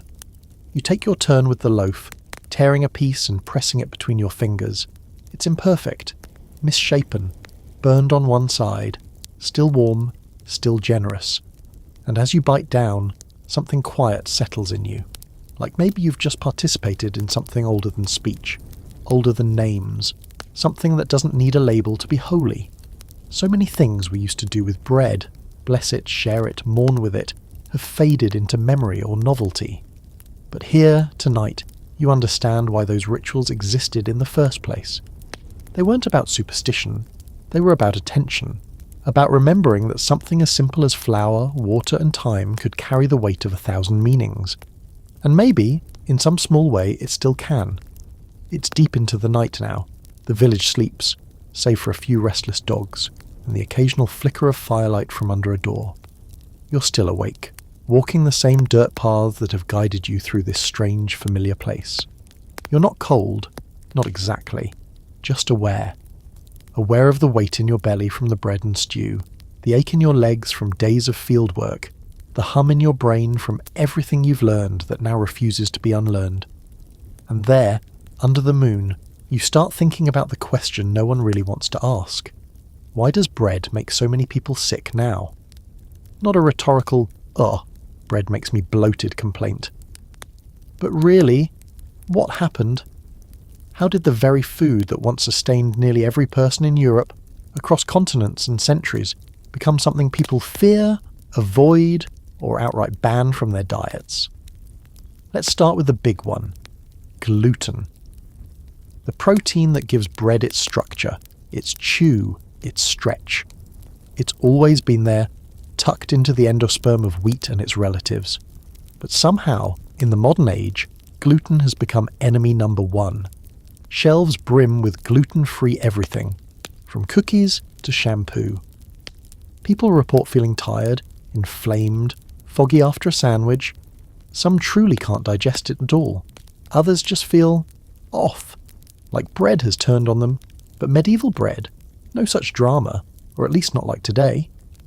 Why? Well, for starters, the wheat itself has changed. Today's industrial wheat is bred for yield, not nutrition. It's shorter, faster growing, more resistant to disease, and it contains higher levels of gluten than its ancient ancestors. Not just more gluten, but different types of gluten, types that are harder to break down, more inflammatory to sensitive guts. In the Middle Ages they baked with emmer, spelt, einkorn and rye, grains that are lower in gluten and more easily digestible. Modern wheat, it's like a gym bro version of its former self, bulkier, more aggressive, always flexing. Then there's the processing. Medieval flour wasn't stripped of its bran and germ. It was ground slowly, often by stone, preserving natural enzymes that helped your body digest it. Modern flour? Pulverized at high speed, often bleached, then enriched with a sad little bundle of vitamins that can't begin to replace what was lost. And let's not forget fermentation, or rather, the lack of it. The long, slow rise of traditional dough allows enzymes and bacteria to break down complex proteins, including gluten. It makes the bread easier to digest, less likely to provoke an immune response. Quick-rise yeast doesn't have time for that. Your gut is left to deal with the fallout. Here's a quirky, slightly disturbing fact. In lab settings, when researchers take modern white bread and run it through simulated digestion tests, they often find that it doesn't fully break down. It stays gummy, intact. In some cases, it forms a paste that resists absorption. Medieval-style sourdough, by contrast, breaks apart cleanly, like your body actually recognizes it as food. So now, food scientists and medical professionals are locked in a debate. Is modern gluten really worse? Or have our bodies changed? Is it the wheat, the bread, the gut flora, the overuse of antibiotics, the lack of fermented foods in our diets? Probably all of it. We've altered our grains, our soil, our microbes, and our eating habits. And then we act surprised when the most ancient staple of all time starts misfiring. You pass the chapel again and pause under the eaves, listening to the silence. You imagine trying to explain all this to someone here, telling them that in your world people pay money for gluten-free hamburger buns made of rice starch and xanthan gum, that some avoid bread entirely, that bread has become controversial. They'd laugh, or stare. Or maybe gently they'd say something like, "Then you're not eating bread anymore," and maybe they'd be right. Because what most people eat now isn't bread. Not really. It's bread's impersonator, a high gluten, low fibre, quickly fermented, chemically preserved mimic of what bread used to be. It fills space on a plate, it triggers pleasure sensors, but does it nourish? Does it satisfy? Does it remember where it came from? You think back to the baker's table, the levain that needed feeding, the long patient rise, the crust that crackled and the crumb that held its shape. That was bread. Made to be eaten, not marketed. Bread that loved your gut back. And here's a bitter little twist. Some modern gluten-free products may be easier on sensitive systems, but they're often worse nutritionally. Starch-based, sugar-heavy, low in fibre. They're a solution, sure, but they're not better bread. They're a workaround. A concession to the fact that our systems are so out of sync, we need substitutes just to feel okay. So where does that leave us? In the middle of a bread identity crisis. You sit by the chapel wall, the stars bright above, and think about the fact that for most of human history, bread was the food that never failed. Famines came, rulers fell, kingdoms shifted. But if there was grain, there was bread. It was sustenance, not sabotage. And now, in just a few decades, we've turned it into a minefield. But maybe it's not bread's fault. Maybe it's ours. We modified the ingredients. We hyper-processed the flour. We shortened the fermentation. We demanded softness over substance, speed over nutrition, shelf life over life. And we did it so thoroughly we forgot what real bread even looks like. The answer isn't to fear bread, it's to relearn it, to take it back to the fire, to the field, to the hands that knead and the patience that waits. You brush flour off your sleeve, stand up and start walking back toward the bakery. The moon is full now, lighting your way like an old friend. And somewhere inside, that knowledge settles in you like warmth. Bread didn't change. We did. And now we have the chance to unchange it. You wake to the smell of ash and grain. A thin mist curls along the ground, and from somewhere nearby, a rooster crows with the weariness of someone who's done this for decades. Your body feels different, heavier but not tired, fed in more ways than one. You stretch your limbs, roll your shoulders, and step into the new day as if stepping out of a long, comforting dream. This is your final morning in the village. You know it. The rhythm is already fading behind your eyes. But before you go, there's one last thing to understand. Maybe the most important of all. You've seen how bread was made, how it was shared, how it was sacred. You've learned about fermentation, flour, rituals, and ruin. But there's one question still hanging in the air like smoke above a cooling hearth. Why does real bread feel so different in your body? Not just nutritionally, not just digestively, but in a deeper, more primal sense. The kind of difference that isn't measured in calories or vitamins, but in how grounded you feel after eating it. As if your body whispers, yes, this. You wander toward the bakehouse again. They're baking for the market today. Loaves line the tables in rows. Round, oblong, squat, lumpy. Some are perfect, others charmingly flawed. But all of them have that unmistakable life to them. You break a piece from the end of a fresh rye boule. It's warm, tangy. You chew, slowly, thoughtfully, and almost immediately you feel it. Satisfaction. Not the fake kind, the one that wears off 10 minutes after eating half a bag of ultra-soft sandwich bread. This is deeper, more durable. You don't crave more. You don't feel bloated. You're just done. Full, but not stuffed. Clear-headed, calm. That's the secret no one tells you about medieval bread.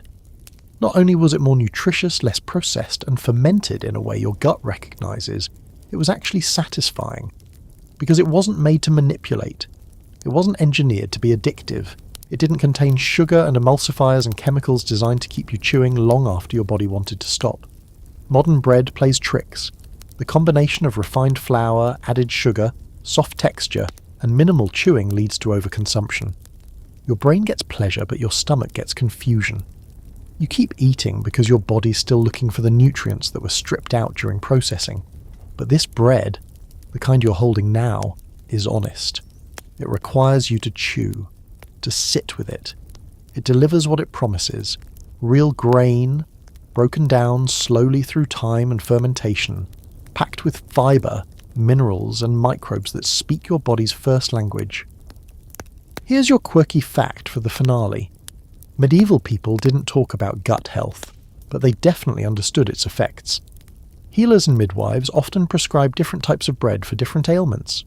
Heavy bread for loose bowels, lightly baked rye for the sick, bread with fennel for flatulence.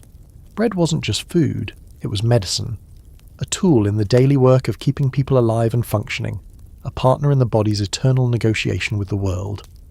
There's an open debate among scholars about whether medieval diets were healthier overall. After all, people back then suffered from diseases, famine, and poor sanitation. But when you isolate bread, real bread, something becomes clear. It wasn't the enemy. It was an ally, a cornerstone, a quiet daily act of nourishment that didn't require a label, a diet plan, or a warning. You watch a young girl carry a basket of loaves to the edge of the village, where the cart will take them to market. She doesn't count them. She just knows. Her body knows. Her hands remember. And you start to think maybe that's what you've been missing all along. Not just the bread itself, but the relationship with it. Back home, bread is something you buy without thinking. Something you slice and toast and scarf down between meetings. Something you give up during fad diets. Mourn when you're told it's bad. Crave when your willpower cracks. Bread is complicated now. It's emotionally charged, loaded with guilt, nostalgia, and suspicion.